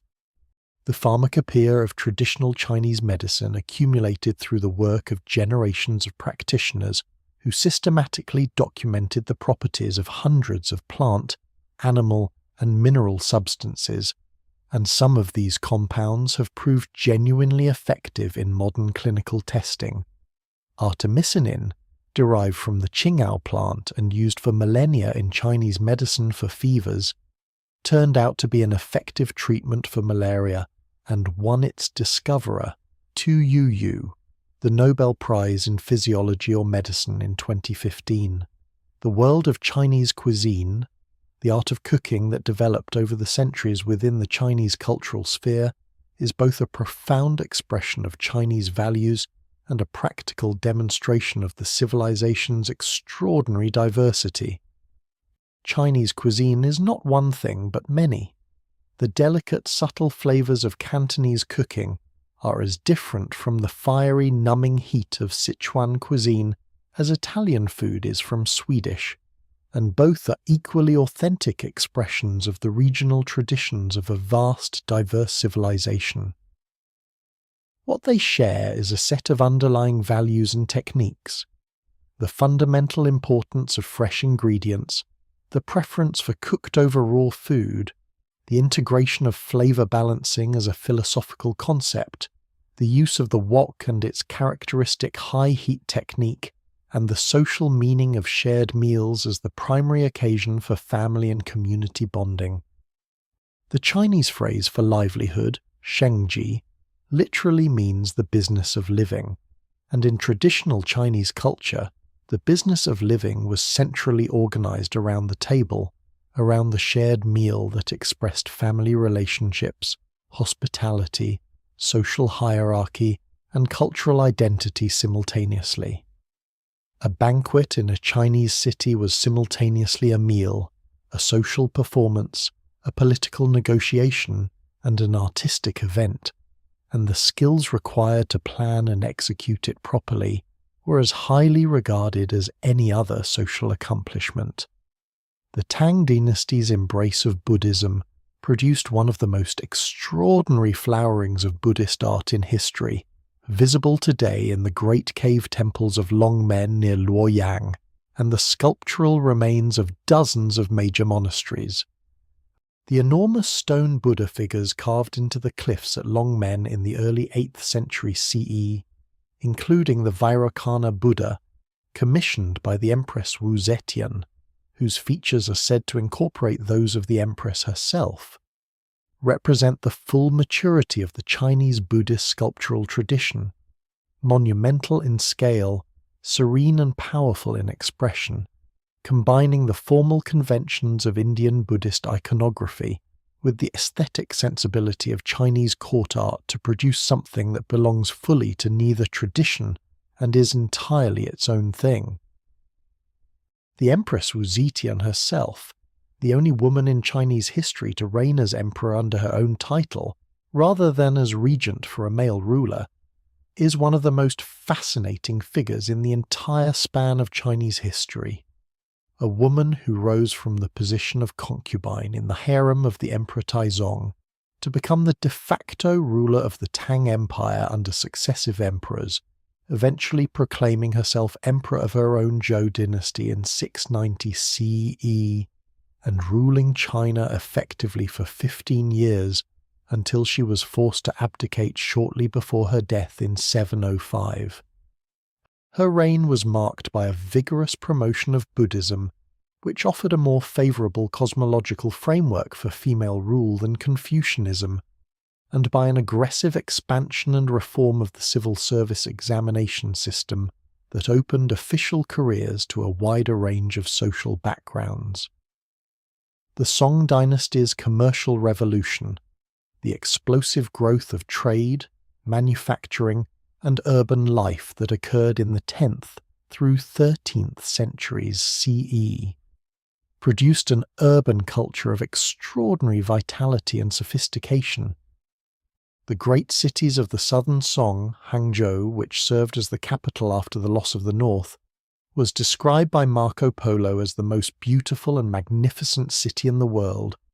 were bustling commercial centres with populations measured in the hundreds of thousands, organised around a network of markets, workshops, pleasure quarters, restaurants, and entertainment venues that served the needs of a prosperous urban population. Tea houses were ubiquitous social spaces where people gathered not just to drink tea, but to do business, exchange news, listen to storytelling, watch acrobatic performances, and participate in the intense social life of the city. The storytellers who performed in these tea houses, telling episodes from the great historical romances and adventure narratives that were the popular literature of the Song period, were the ancestors of the great tradition of Chinese popular fiction that would produce, in the Ming dynasty, novels like The Water Margin, Romance of the Three Kingdoms, and Journey to the West, which remain among the most widely read works of literature in human history. The relationship between the Chinese state and the Confucian intellectual class was always complicated by the tension between the scholar's commitment to moral principle and the ruler's interest in effective power. The tradition of remonstrance, of scholars formally objecting to imperial policy when they believed it violated Confucian norms, produced some of the most morally admirable episodes in Chinese history, as well as some of the most tragic. Wang Anshi, the great reformer of the Northern Song, was a man of genuine intellectual brilliance and passionate commitment to improving the conditions of ordinary people, who attempted in the 1070s CE to implement a sweeping program of administrative reform, a new system of local militias to replace the expensive professional army, a new system of state loans to farmers at low interest rates to liberate them from the clutches of wealthy moneylenders, a new system of graduated taxation that was met with fierce opposition from the conservative wing of the scholar official class, led by such luminaries as the historian Sima Guang and the poet Su Shi. The debate between Wang Anshi and his opponents was one of the most intellectually serious policy debates in the history of any pre-modern government, engaging questions of fiscal policy, administrative organization, social welfare, and the proper relationship between the state and its subjects that remain live questions in political theory today. Wang Anshi lost. His reforms were largely reversed after the death of his patron, the Emperor Shenzong. But the debate he initiated echoed through Chinese intellectual history for centuries. Su Shi, Su Dongpo, as he's often known, is perhaps the most complete embodiment of the ideal of the Chinese scholar official. He was not only one of the greatest poets in the Chinese tradition, a man who wrote verse of heartbreaking beauty and intellectual depth across the full range of Chinese poetic forms, but also a master of prose, calligraphy, and painting, a capable administrator who genuinely cared about the welfare of the ordinary people he governed, a man of great personal warmth and humour who maintained friendships across factional lines in an age of bitter political conflict. He was repeatedly exiled to remote provinces as the political winds shifted between reformers and conservatives, and he responded to these exiles with a philosophical equanimity, expressed in poems and essays of extraordinary quality, that has made him a model of how to face adversity with grace and intellectual engagement for every subsequent generation of Chinese readers. His calligraphy is still studied and admired, his prose essays still read in schools, his poems still memorized by Chinese schoolchildren 1,000 years after his death, a measure of the depth to which he planted himself in the soil of the civilization's cultural memory. The Ming dynasty's isolationist turn, the withdrawal from oceanic exploration, the restriction of foreign trade, the emphasis on internal consolidation, is often presented as a mistake, a retreat from engagement with the world that allowed European powers to gain the maritime advantage that would eventually have such fateful consequences for China in the 19th century. But this judgment imposes a kind of historical hindsight that the Ming rulers could not have possessed. From within the framework of their own civilization, the priorities of the Ming court, defending the northern frontier against the continuing Mongol threat, rebuilding an agricultural economy devastated by the Yuan period,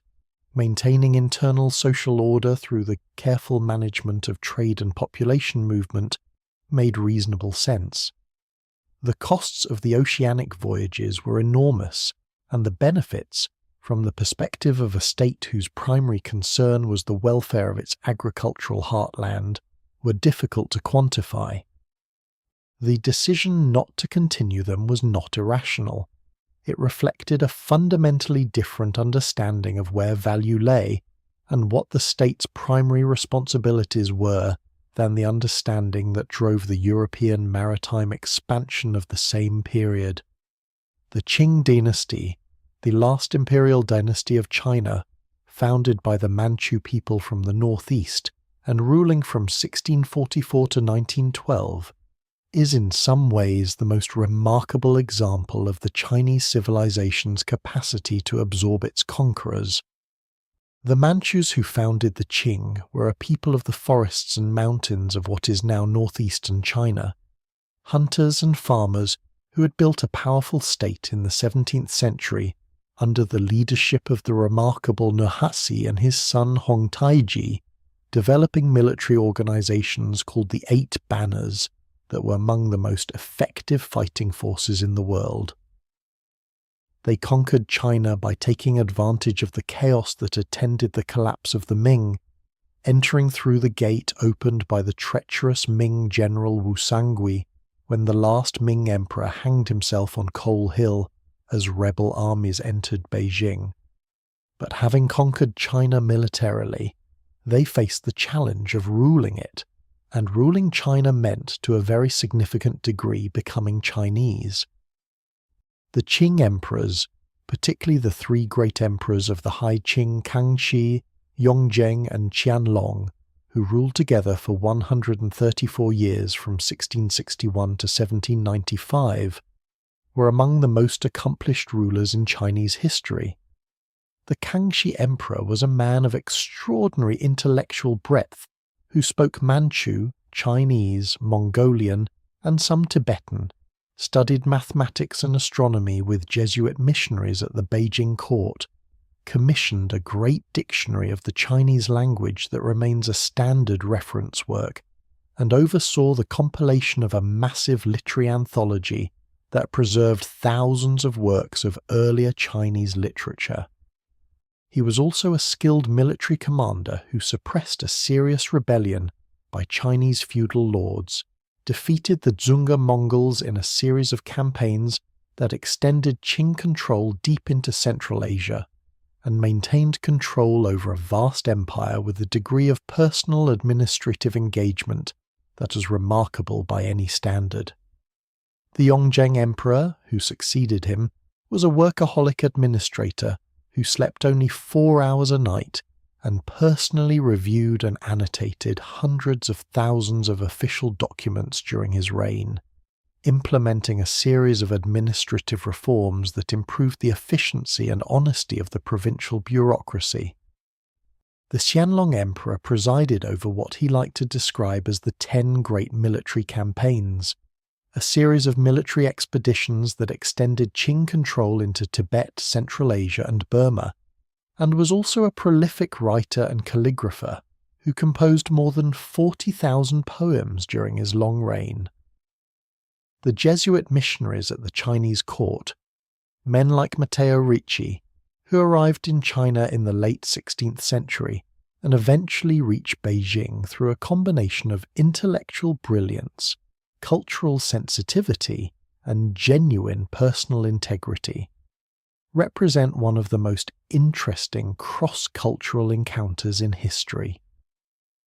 Ricci was a man of formidable learning who recognized that the most effective way to engage the Chinese intellectual class was to meet them on their own terms, to demonstrate mastery of Chinese classical learning while offering European scientific and mathematical knowledge as complementary rather than competing forms of understanding.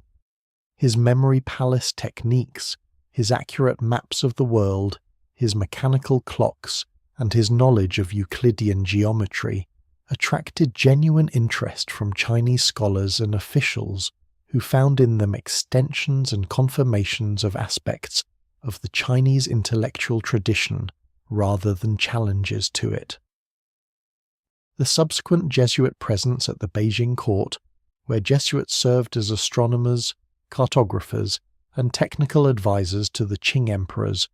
was a remarkable episode in the history of cultural exchange that produced genuine mutual learning and left traces in both Chinese and European intellectual life. The Zhou dynasty, which succeeded the Shang and lasted in various forms from roughly 1046 BCE to 256 BCE, was the longest dynasty in Chinese history, and it deserves careful attention because it was during the Zhou period that most of the philosophical and institutional foundations of Chinese civilization were laid. The Zhou was not a monolithic empire in the way that later dynasties would be.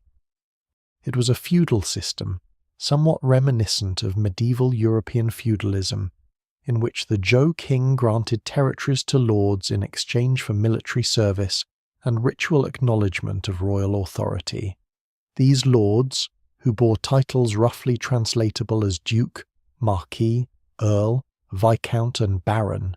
governed their territories with considerable autonomy, maintained their own courts, armies, and ritual calendars, and over the centuries developed the wealth, administrative sophistication, and military power to challenge the central royal authority. By the spring and autumn period,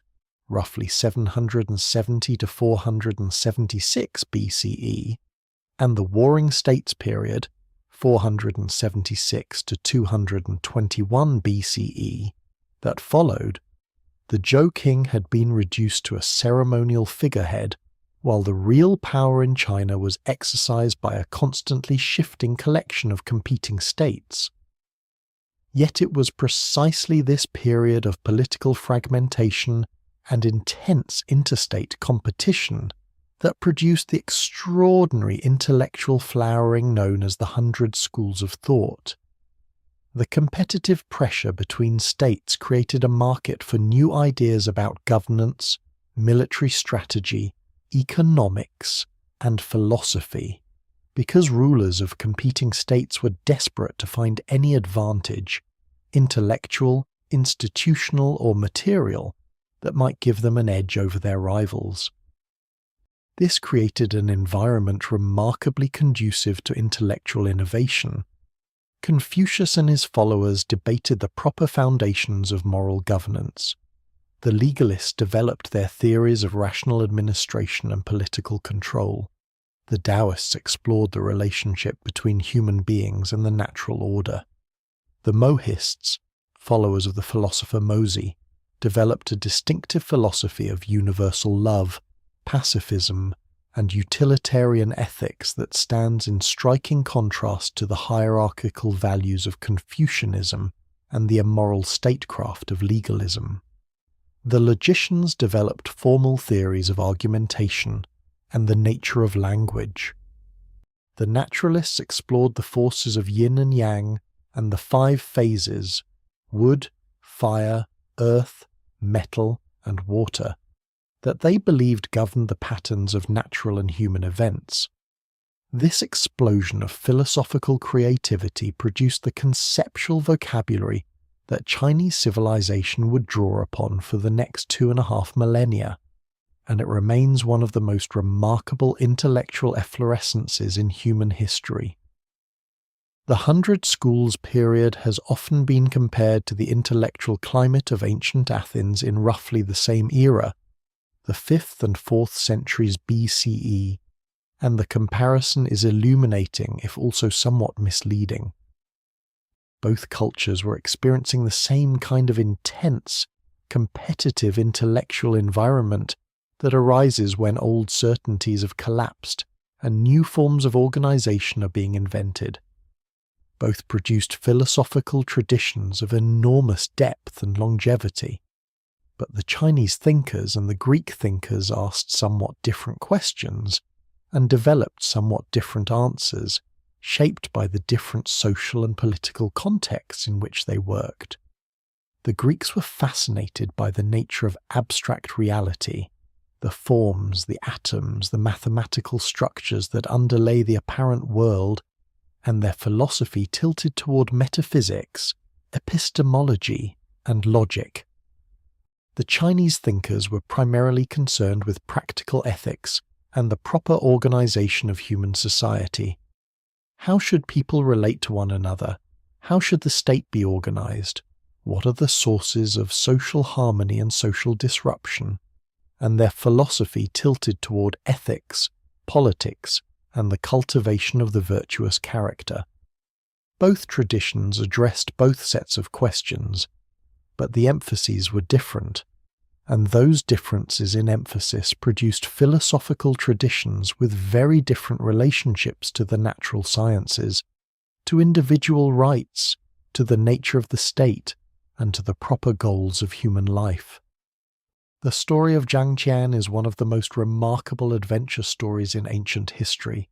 and it opens a window onto the way in which the Han dynasty reached out to the wider world through diplomacy as well as trade. In 139 BCE,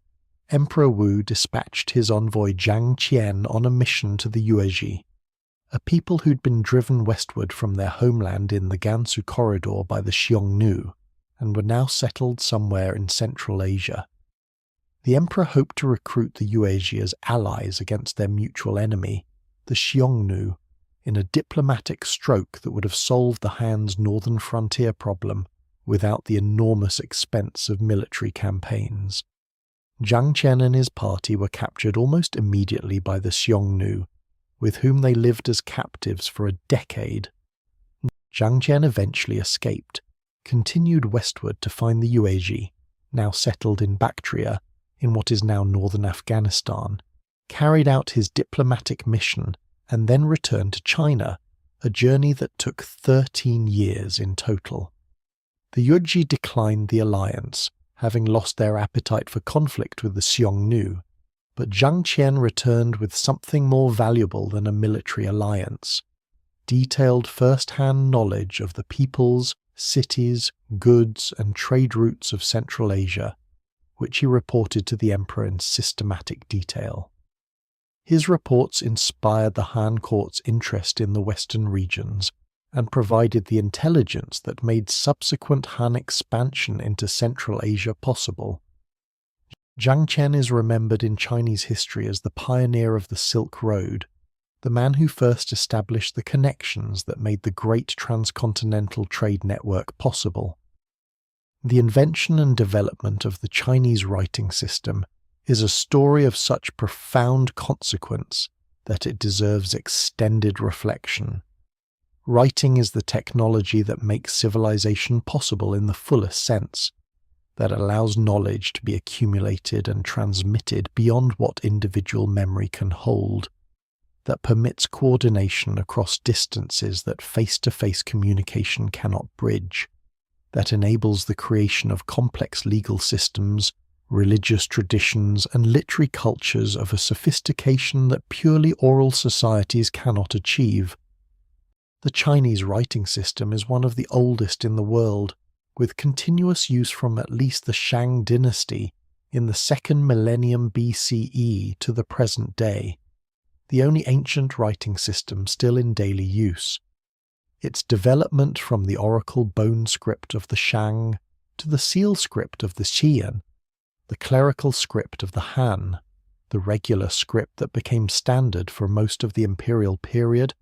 and the simplified characters introduced in the 20th century represents a continuous evolution rather than a series of replacements, and the most educated Chinese calligraphers today can still read inscriptions carved into bronze vessels 3,000 years ago. The oracle bones themselves, the shoulder blades of oxen and the plastrons of turtles on which Shang diviners inscribed their questions to the ancestors,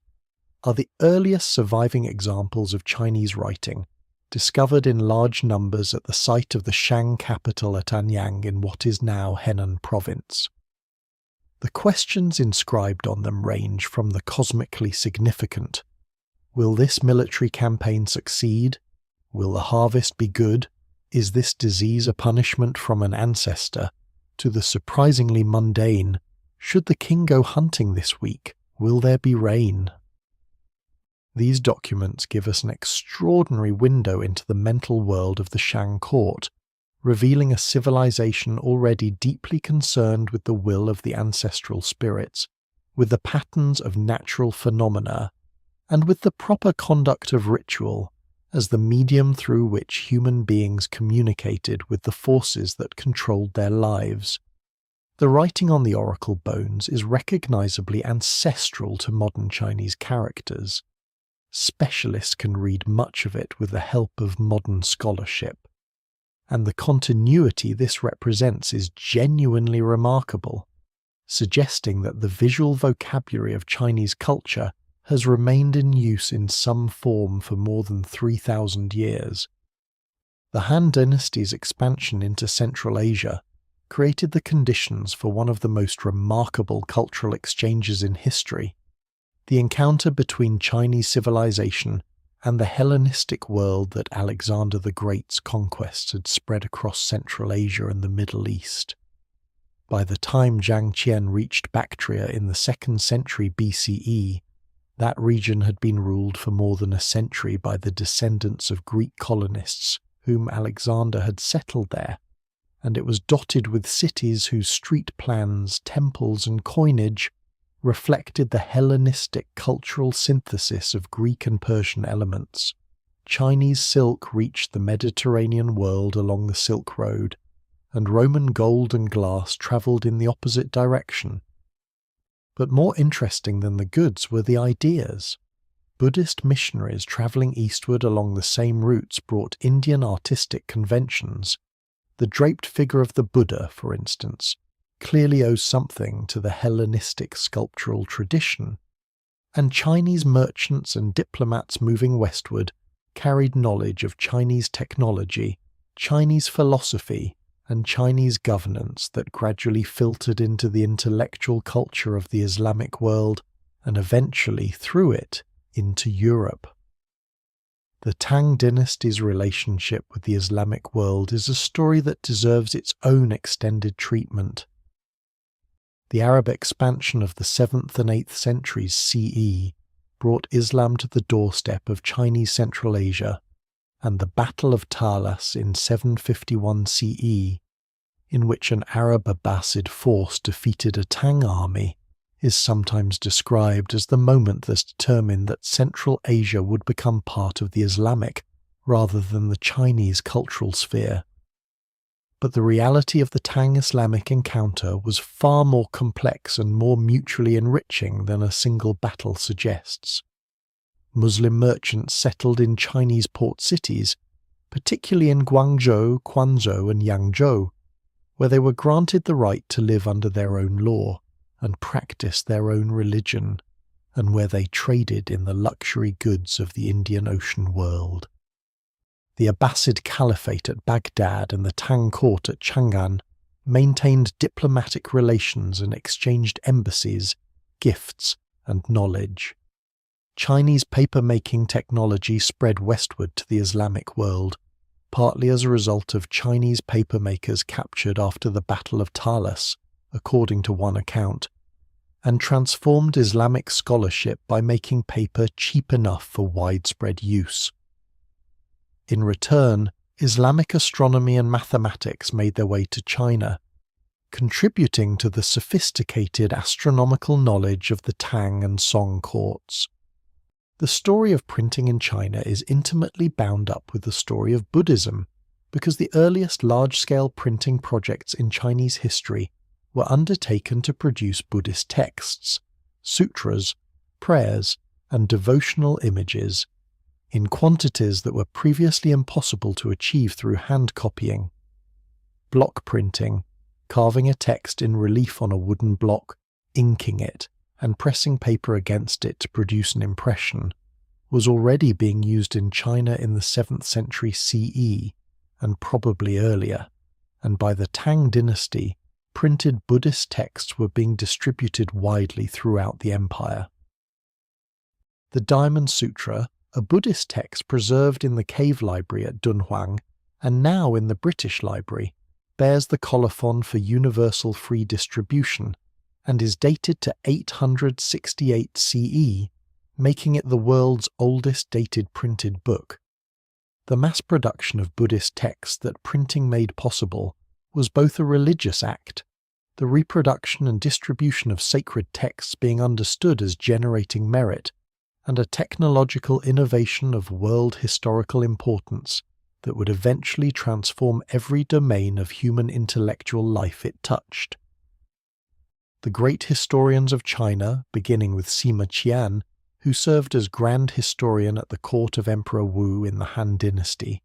created a tradition of historical writing that is one of the most remarkable intellectual achievements of the ancient world. Sima Qian's Shiji, Records of the Grand Historian, is a work of overwhelming ambition. A comprehensive history of China from the legendary Yellow Emperor to the Han Dynasty of Sima Qian's own time, covering more than 2,000 years of history in 130 chapters and more than 500,000 characters. Sima Qian wrote much of this work while enduring the punishment of castration, inflicted by order of Emperor Wu in retaliation for Sima Qian's defense of a general who had surrendered to the Xiongnu, and his account of that experience, in a letter to a friend that has become one of the most celebrated autobiographical documents in Chinese literature, reveals a man of extraordinary moral courage who continued his historical work precisely because he believed that the preservation of historical memory was a duty more important than his own comfort or dignity. The tradition he established, of official history compiled according to systematic principles, incorporating primary documents, biographies of significant figures, and administrative treatises on topics ranging from economics to astronomy,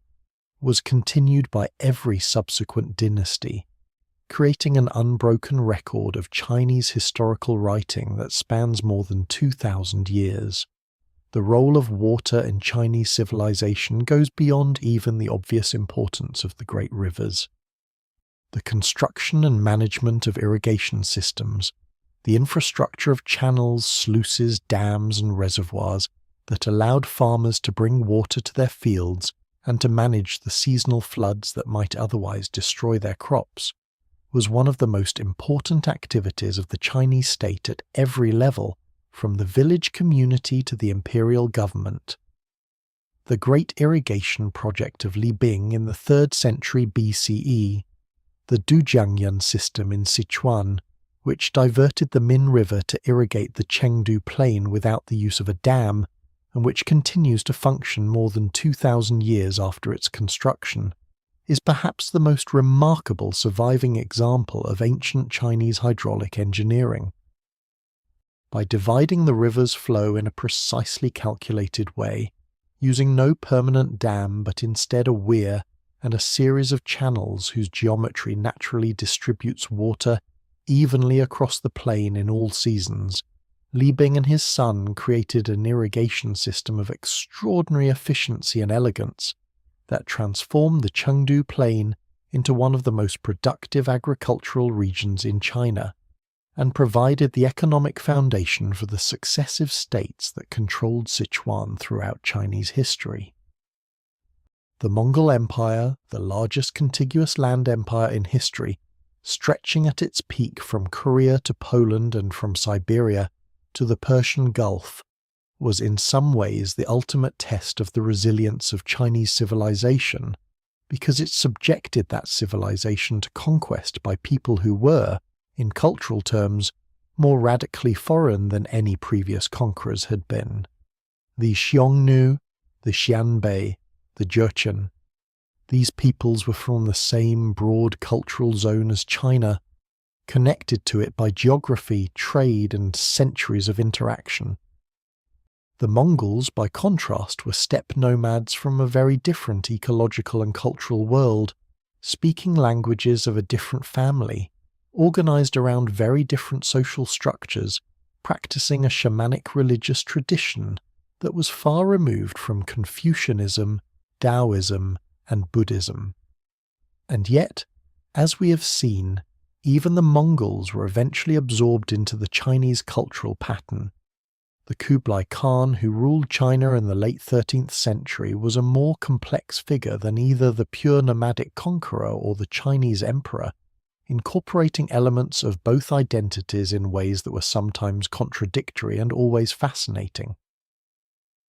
The drama of the Ming dynasty's end, the complex decades-long crisis that brought down one of China's most powerful dynasties and replaced it with the Manchu Qing,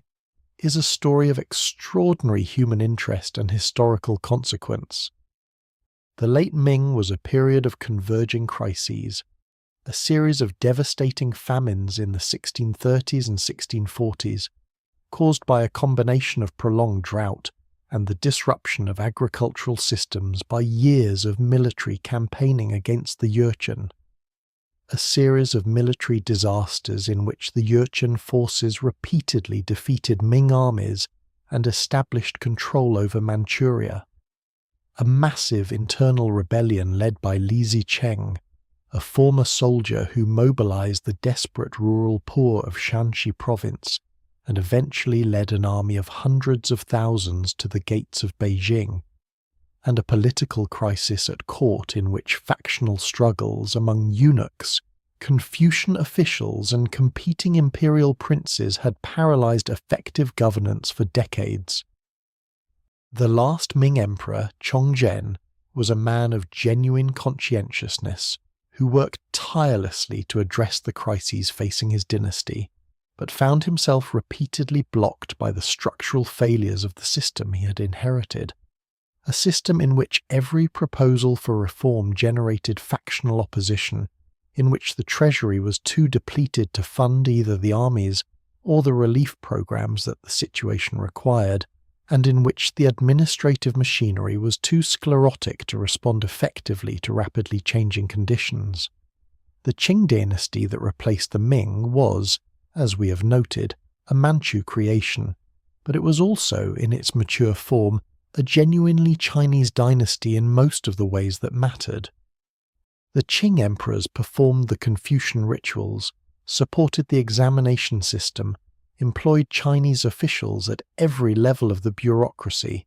commissioned Chinese art and literature, and presented themselves to the Chinese population as legitimate heirs of the imperial tradition. At the same time, they maintained their Manchu identity, keeping their own language alive in court documents and correspondence, maintaining the 8-banner military organization that was the institutional expression of Manchu power, and practicing the traditional Manchu skills of riding and archery, that they saw as the source of their military virtue. This dual identity, Manchu rulers of a Chinese empire, created tensions that the Qing managed with considerable sophistication for most of the dynasty's history, though those tensions would eventually contribute to the dynasty's collapse in the face of the modern challenges of the 19th and early 20th centuries. The Kangxi Emperor's encounter with Western mathematics and astronomy through the Jesuit missionaries at his court is one of the most intriguing episodes in the history of cross-cultural intellectual exchange. The Jesuits had established themselves at the Beijing court in the late Ming period through a combination of diplomatic skill and scientific competence. Their most valuable initial offering to the Chinese court was their superior ability to predict solar eclipses using European mathematical methods, a skill of considerable practical importance in a civilization that attributed political significance to celestial phenomena. The Kangxi Emperor was genuinely curious about these Western methods. He invited Jesuits to teach him mathematics and geometry, engaged them in extended discussions about the relationship between European and Chinese astronomical traditions, and supervised a major astronomical reform that incorporated European methods while maintaining the traditional Chinese framework of celestial observation. This encounter could have been the beginning of a sustained and fruitful exchange between Chinese and European science, an exchange that might have transformed the development of both traditions. That it ultimately remained limited, confined to the court, absorbed by the Qing state's need for accurate astronomical prediction, but not becoming the foundation for a broader Chinese engagement with the emerging scientific revolution in Europe, is one of the great counterfactual puzzles of early modern history. The economy of the Ming and Qing periods was far more complex and dynamic than the traditional image of a static agricultural empire suggests. The commercialization of the Chinese economy that had begun in the Song period continued and intensified through the Ming and Qing, producing by the 18th century an economy of remarkable sophistication and scale. Long-distance trade networks connected the different regions of the empire, silk and porcelain from the Jiangnan region, flowing to markets throughout China and to overseas buyers in Japan, Southeast Asia, and eventually Europe. Cotton from Hebei flowing south to supply the textile industries of the Yangtze Delta, tea from Fujian and Yunnan flowing north and west to supply the insatiable demand of both Chinese consumers and the trading partners of the empire's borders. The merchant class, officially ranked at the bottom of the Confucian social hierarchy, below scholars, farmers, and artisans, was in practice one of the most dynamic elements of Chinese society, organizing itself into powerful guild associations that controlled trade in particular commodities, building networks of credit and commercial trust that extended across the empire, and accumulating wealth that they invested in education for their sons, hoping to convert commercial success into scholarly achievement and official status. The landscape of late imperial Chinese cities was a sensory world of extraordinary richness. The great commercial cities of the Jiangnan region, Suzhou, Hangzhou, Nanjing, were renowned throughout the empire for the quality of their silk, their cuisine, their gardens, and their entertainments, and they attracted visitors and merchants and fortune seekers from every corner of the empire. A visitor to Suzhou in the 17th century would have found themselves in a city laced with canals, the waterways that gave the city its distinctive character and its sobriquet as the Venice of China, along which boats laden with goods moved in constant procession, while on the banks the houses of wealthy merchants and retired officials presented narrow fronts to the street, but opened up behind into extensive gardens of controlled natural beauty, with carefully arranged rocks suggesting mountains, ponds reflecting the sky, and pavilions positioned to offer views across the water to plantings of bamboo and plum and pine. These private gardens, of which several dozen still survive and are today UNESCO World Heritage Sites,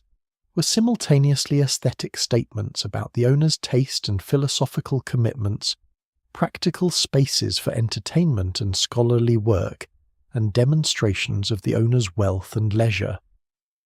They expressed in miniature and in 3 dimensions the same values that Chinese landscape painting expressed on silk and paper: the importance of the relationship between human beings and the natural world, the aesthetic virtue of restraint and suggestion over display and completeness, and the philosophical belief that the cultivation of beauty was inseparable from the cultivation of virtue. The Qing dynasty's conquest of Central Asia in the 18th century, the military campaigns that extended Qing control to the Pamirs and incorporated the vast territories of what is now Xinjiang, Tibet and Mongolia into the Qing Empire, was an achievement of extraordinary strategic and logistical significance. The Dzunga Mongols, who had maintained a powerful steppe empire in the region for more than a century, were defeated in a series of campaigns between 1696 and 1757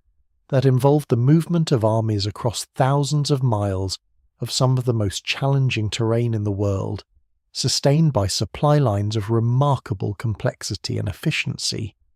The Qianlong Emperor personally directed the strategic conception of these campaigns and celebrated their success in a series of monumental inscriptions, paintings, and literary compositions that presented the expansion of the empire as the fulfillment of a cosmic mandate, the bringing of civilization and order to the periphery of the world. The territories incorporated in these campaigns gave the Qing Empire its enormous geographic extent, larger than any previous Chinese dynasty,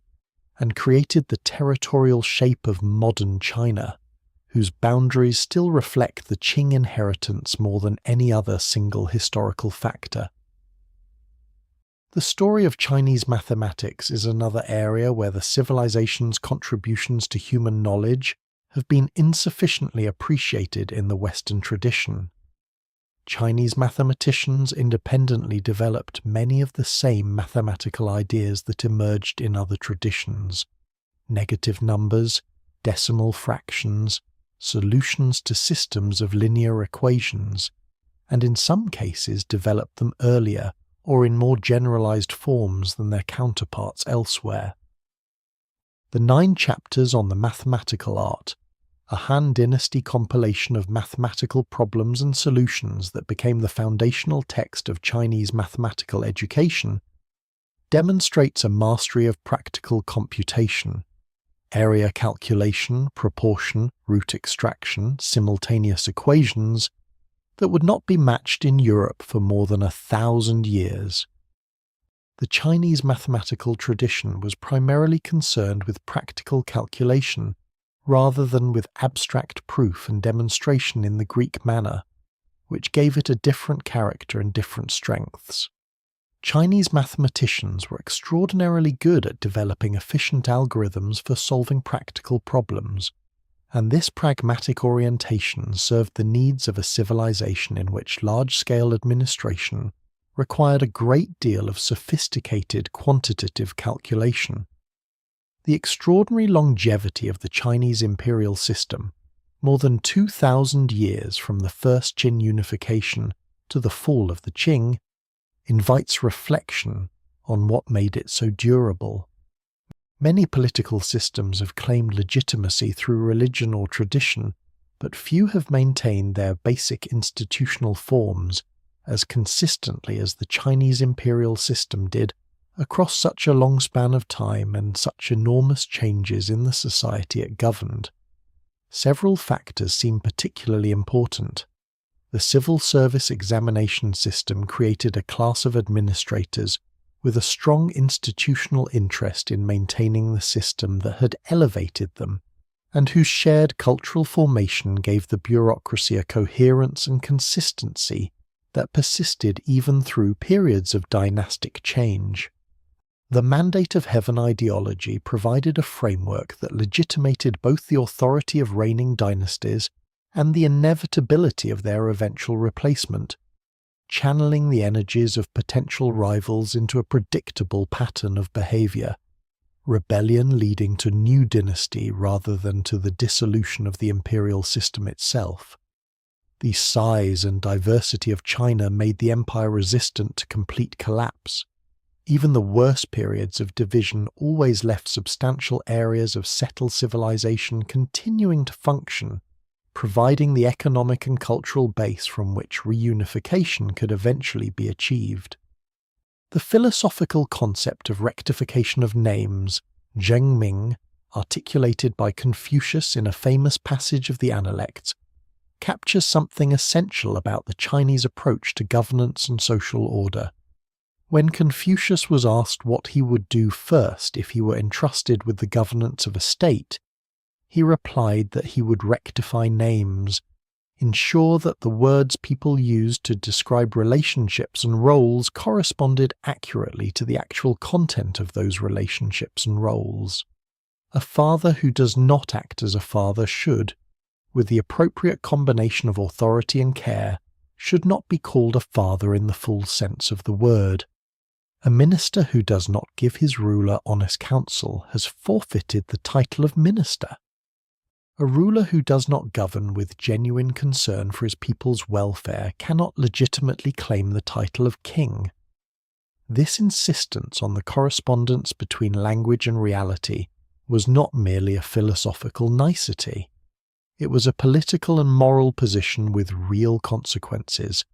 It meant that political authority was inherently conditional on the actual performance of the duties that authority entailed, and that the use of honorific language to paper over the failure of those duties was a form of moral corruption. The tradition of Chinese calligraphy, the art of beautiful writing, deserves extended attention as one of the most distinctive cultural practices in Chinese civilization and one of the clearest expressions of the values that gave it its character. Unlike the Western conception of beautiful writing as a secondary, applied art, a craft in service of literature, Chinese calligraphy was understood as a primary art form, equal in expressive capacity and aesthetic significance to painting and poetry. A line of calligraphy by one of the great masters, Wang Xiji of the Eastern Jin dynasty, whose preface to the Orchid Pavilion anthology is considered the greatest piece of calligraphy in the Chinese tradition, or the Tang dynasty calligrapher Yan Zhenqing,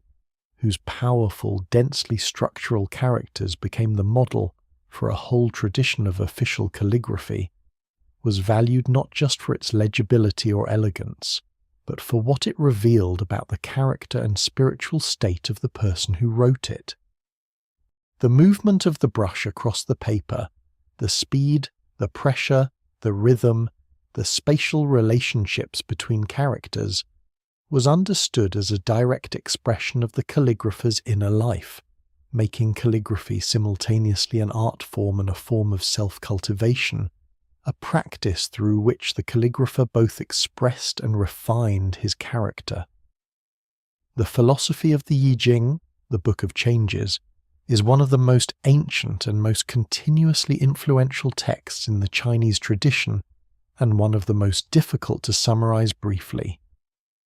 The core of the I Ching is a set of 64 hexagrams, symbols composed of 6 lines, each of which is either broken, yin, or unbroken, yang, together with associated texts that describe the situation each hexagram represents and offer guidance for action. The hexagrams were originally used for divination, the consultation of cosmic patterns, to determine the appropriate course of action in uncertain situations. But over the centuries they were elaborated into a comprehensive philosophical system that saw the universe as a dynamic play of complementary forces, yin and yang, change and stability, growth and decay, and human wisdom as the ability to read those patterns and align one's actions with them. The Yijing was one of the few non-Confucian classics included in the Han Dynasty's official curriculum,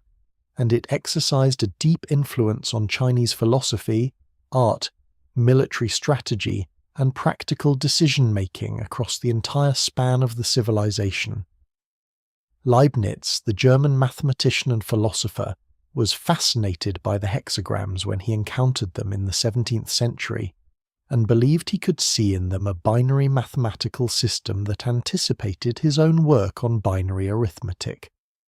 The story of the Huizhou merchants, the extraordinarily successful commercial class from the mountainous Huizhou region in what is now southern Anhui province, illuminates the complexity of the relationship between Confucian values and commercial activity in late Imperial China. The Huizhou region was a place of rugged terrain and limited agricultural land, which meant that young men from its villages were pushed by necessity into trade and commerce from an early age. The Huizhou merchant tradition became famous throughout China for its combination of commercial acumen, organizational sophistication, and Confucian moral earnestness. Huizhou merchants were known for forming close-knit trading networks organized around lineage and native place ties, for reinvesting their commercial profits in education for their sons and philanthropic projects in their home communities,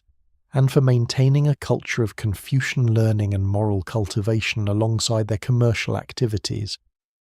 The greatest Huizhou merchants used their wealth to build the beautiful villages and ancestral halls that still survive in the mountains of southern Anhui, commissioning architecture of austere elegance that expressed their wealth through quality of materials and craftsmanship rather than through ostentation,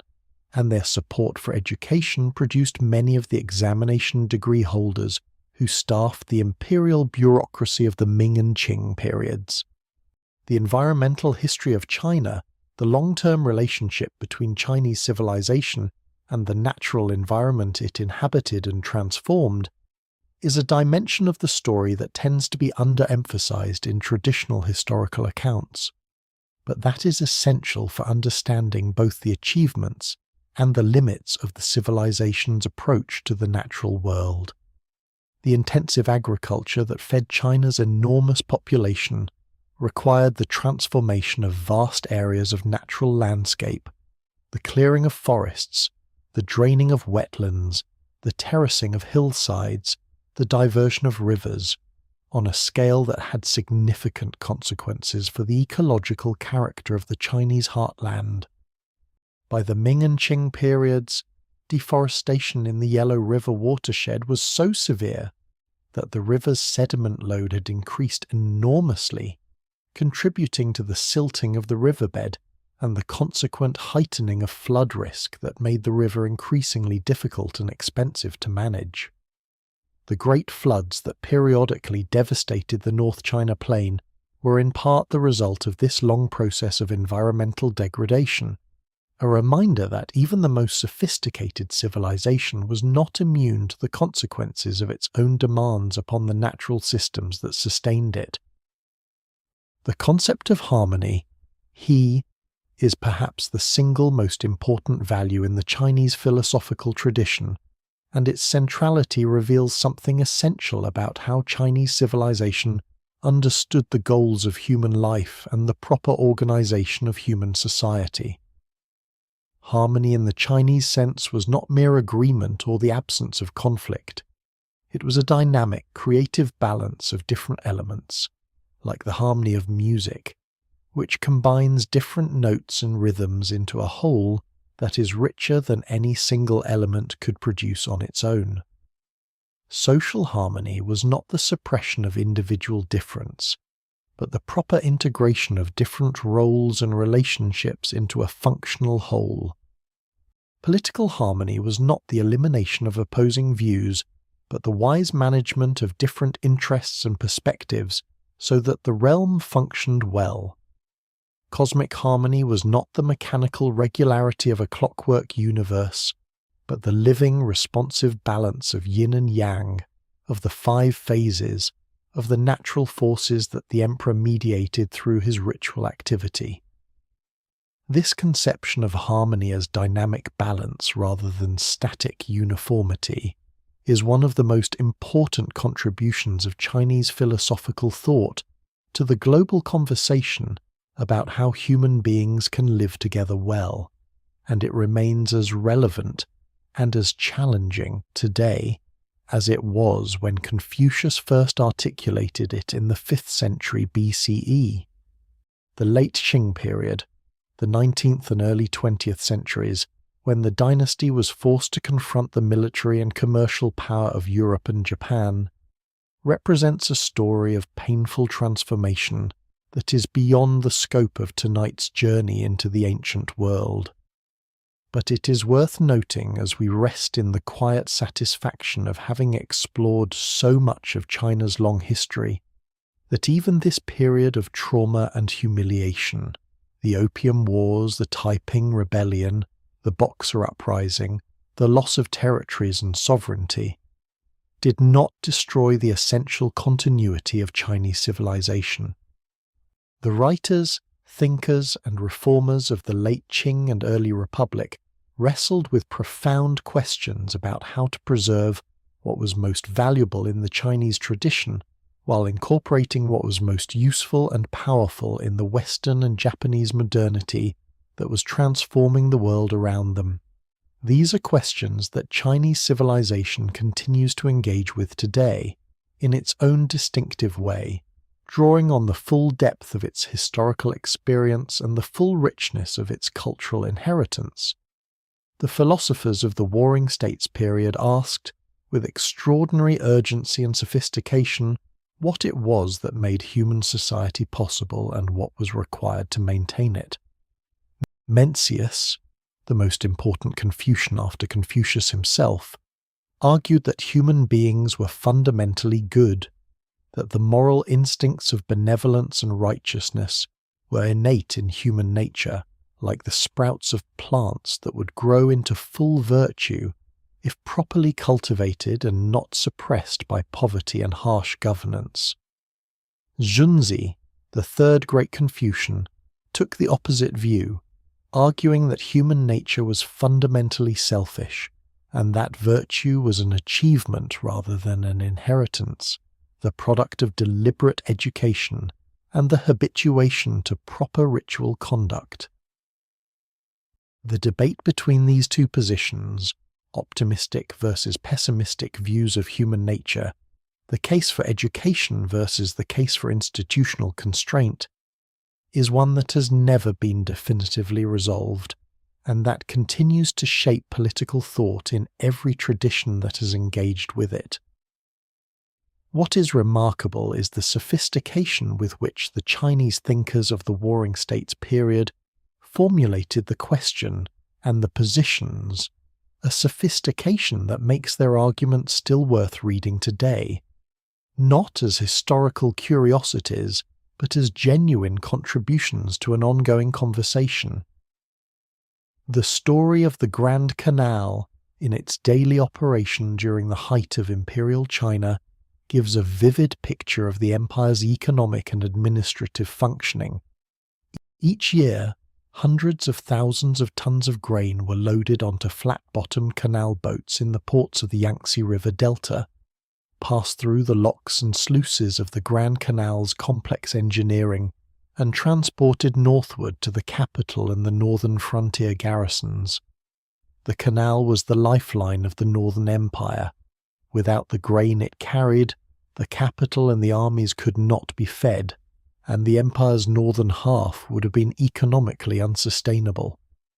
Managing the canal, maintaining its locks and dams, dredging its constantly silting channel, managing the water levels through a complex system of reservoirs and weirs, coordinating the movement of thousands of boats, required a dedicated bureaucracy of canal officials who are among the least celebrated but most essential administrators in Chinese history. A drought in the south that reduced the Yangtze's flow, or a flood in the north that damaged the canal's banks, could disrupt grain transport for months with severe consequences for the capital's food supply, and the officials responsible for the canal lived in constant awareness of these risks and the political consequences of failure. The relationship between Chinese civilization and the sea has always been more complex than the traditional image of an inward-looking continental empire suggests. The coastal regions of southeastern China,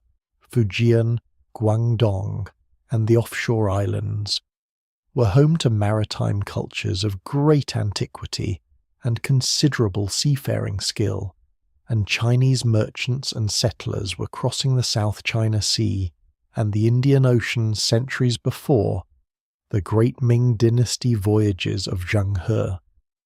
The Fujian coast, in particular, produced a tradition of long-distance maritime trade that sent Chinese merchants and their families to ports throughout Southeast Asia,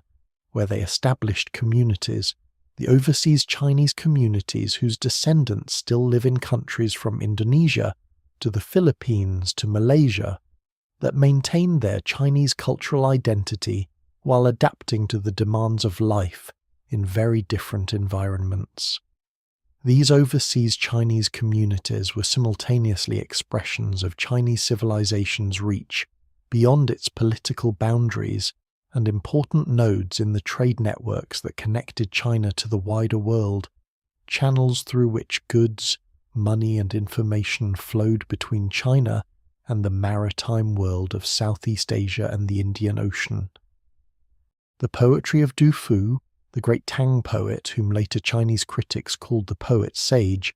deserves one more look because his poetry captures something essential about the relationship between Chinese civilization and the suffering of ordinary people that no amount of institutional description can quite convey.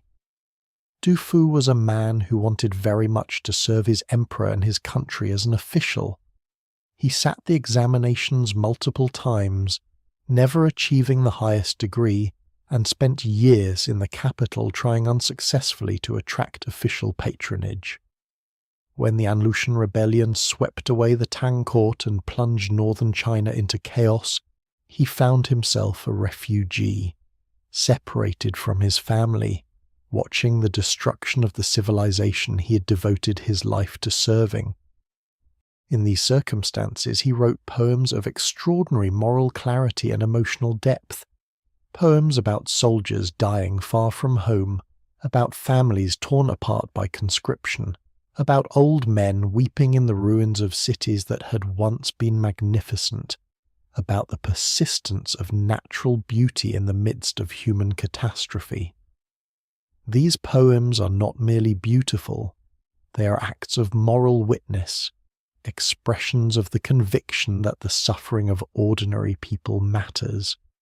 that the cost of imperial ambition, measured in the lives of the farmers and soldiers and women and children who bore it, is real and must not be forgotten. The tradition of moral witness that Du Fu embodied, the insistence that the historian and the poet have a responsibility to see and record what is actually happening to ordinary people, not just to celebrate the achievements of the powerful, is one of the most important legacies of Chinese literary culture. The astronomical observatory that stands on the walls of Beijing, built by the Ming dynasty and still standing today,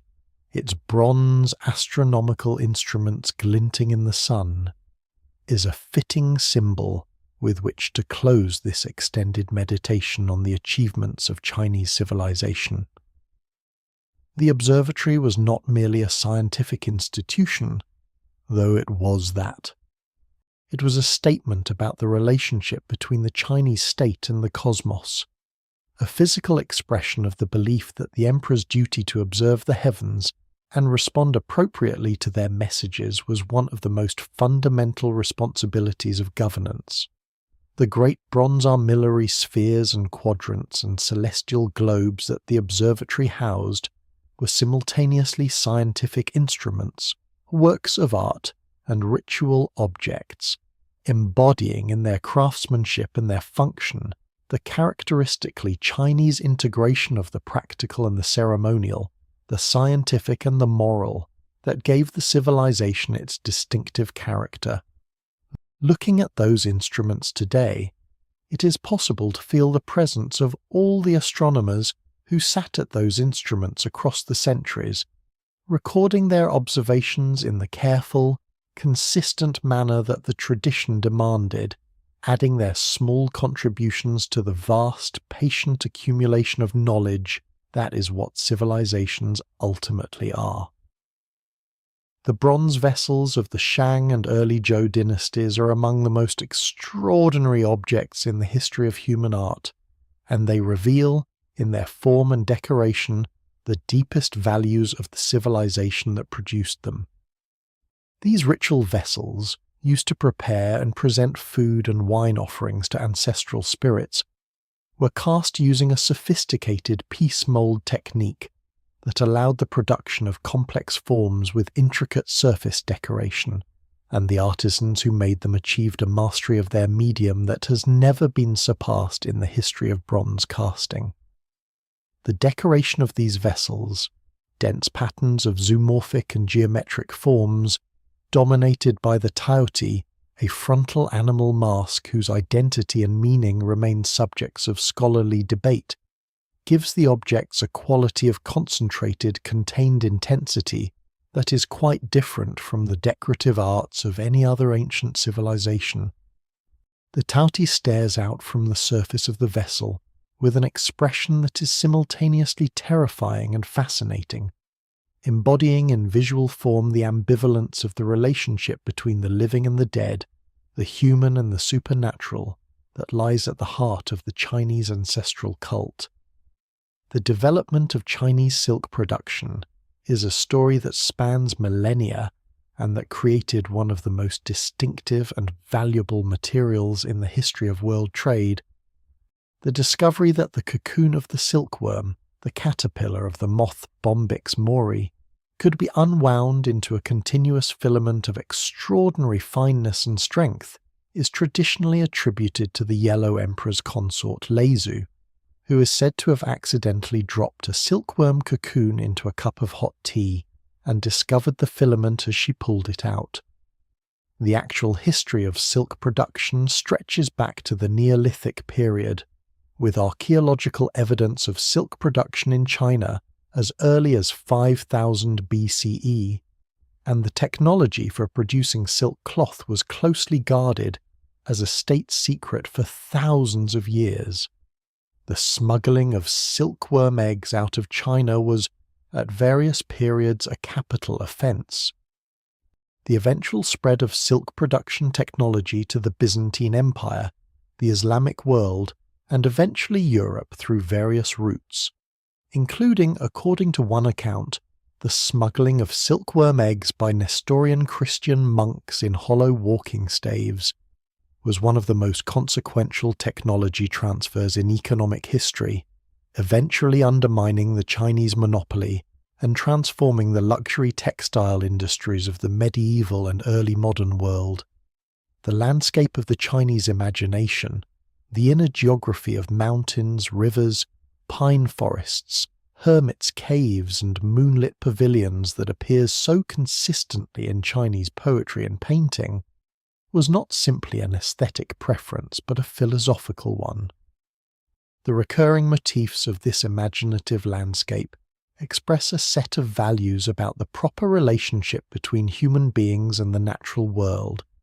about the kinds of experience that are most conducive to wisdom and virtue, and about the limitations of the social world of courts and cities and offices in providing the context for a fully human life. The hermit who retreats to the mountains, a figure who appears again and again in Chinese literature from the earliest periods, is not simply escaping from society. He is going to school in a different institution, learning from a teacher, the natural world in its unhurried, unconditional grandeur that the human world cannot provide. Even the most committed Confucian statesman in the Chinese tradition understood the value of periodic retreat, a fishing trip, a visit to a mountain monastery, a few days of painting in a garden, as a way of restoring the perspective and the inner calm that sustained, effective public life required. The tradition of the boat people of the Pearl River Delta, communities who lived their entire lives on the water, sleeping, cooking, raising their children, maintaining their shrines and their fishing equipment all on the boats that were simultaneously their homes and their livelihoods, reminds us that the story of Chinese civilization is not only the story of the great cities and the imperial courts and the scholarly academies. It is also the story of millions of people who lived in ways that left fewer traces in the historical record, but who were no less important to the functioning of the civilization that contained them. The fishermen of the coasts and rivers, the salt workers of the coastal flats, the porters who carried goods across mountain passes on their backs, the women who gathered mulberry leaves to feed the silkworms, and who sat at their looms producing the silk that emperors wore and merchants sold. All of these people were part of the vast, complex social organism that constituted Chinese civilization, and their lives, their skills, their values, and their ways of understanding the world were as genuinely Chinese as anything in the classical texts. The impact of Buddhism on Chinese visual art, on the understanding of space, form, light, and the human figure, was as profound and as transformative as its impact on Chinese philosophy and religious life. Before Buddhism arrived, Chinese art was primarily concerned with flat, linear representation, the kind of calligraphic line that organized space in Chinese painting and decorative art from the earliest periods. Buddhist sculpture, arriving from India with its fully three-dimensional figures, its complex drapery, its subtle modelling of the human form, introduced Chinese artists to a way of representing the body in space that was entirely new to their tradition. The Chinese response to this new visual language was not mere imitation, but creative transformation. Chinese sculptors took the forms and conventions of Indian Buddhist iconography and refracted them through the aesthetic sensibility of Chinese linear art, producing images that are recognizably Buddhist in their subject matter, but distinctly Chinese in their visual character. The bodhisattva figures of the Tang period, with their elongated, gracefully curved bodies, their intricate jewel-like ornamentation, their expressions of serene compassion, are among the most beautiful sculptures in the history of world art, and they could only have been made by artists who had fully absorbed two great artistic traditions and synthesized them into something new and wholly their own. The concept of face, mianzi, in Chinese social culture is one of the most frequently misunderstood aspects of Chinese civilization,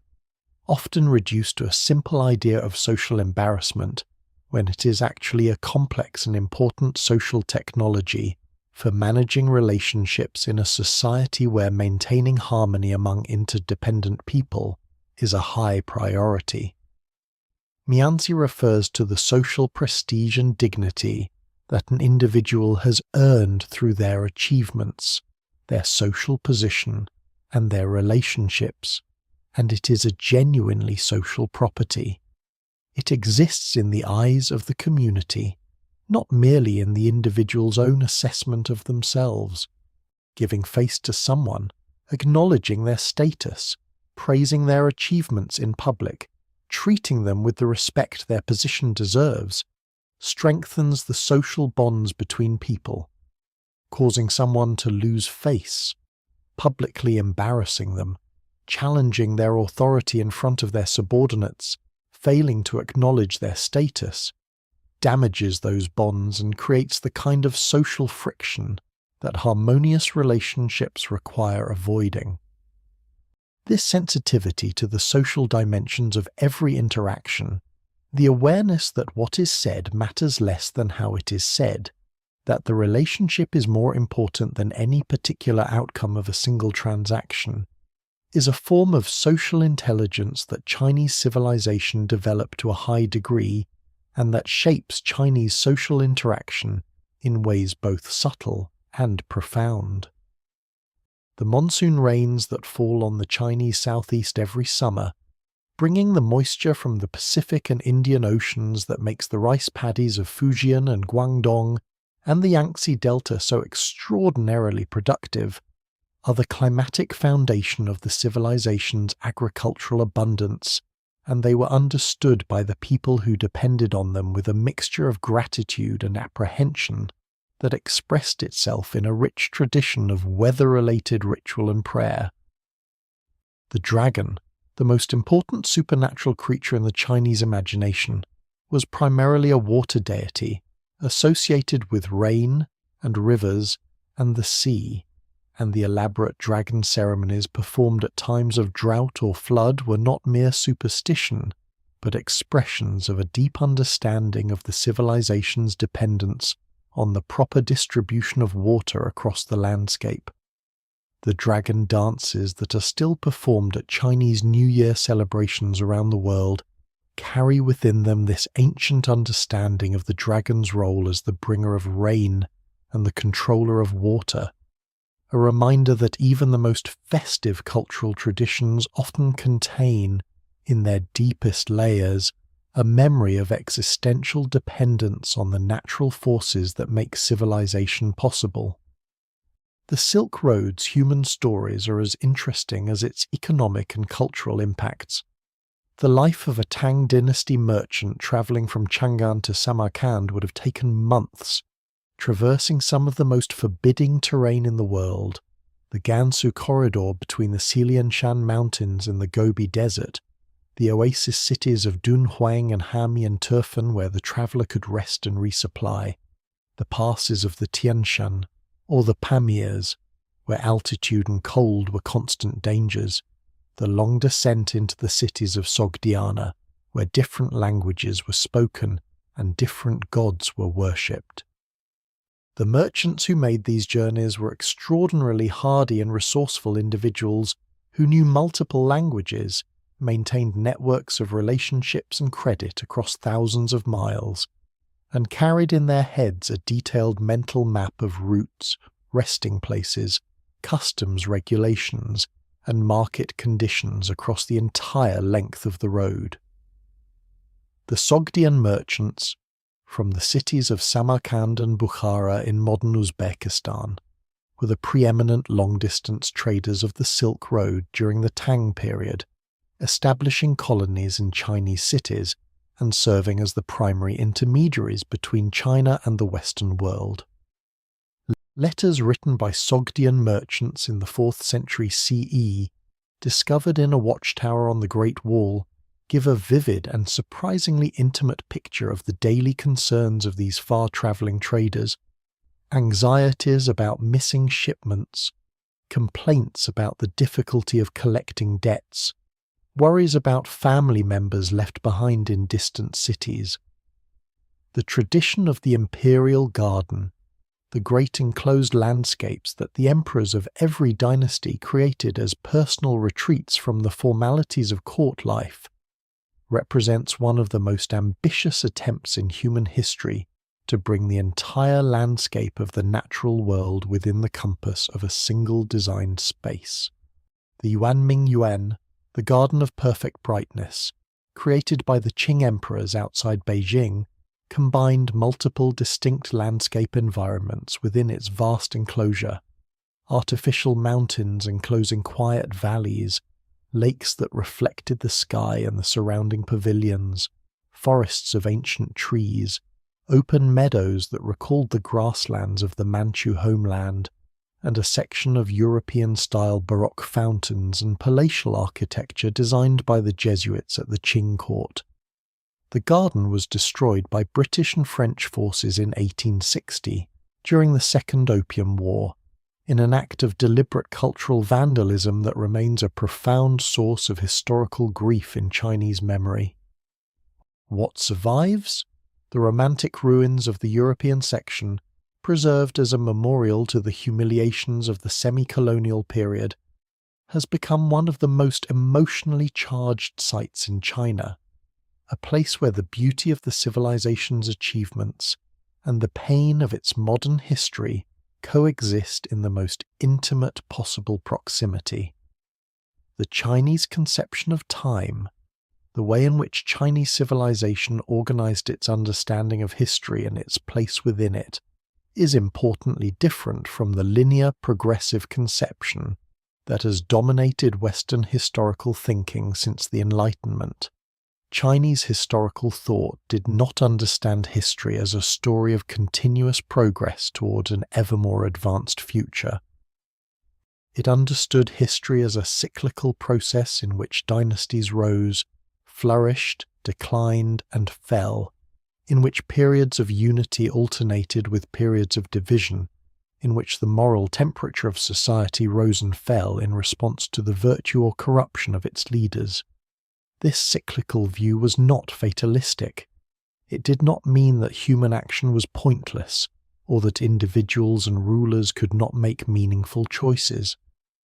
But it did mean that the primary goal of governance was not to advance towards some future state of perfection, but to maintain, or restore, the proper order that had existed in the past. The Golden Age was behind, not ahead.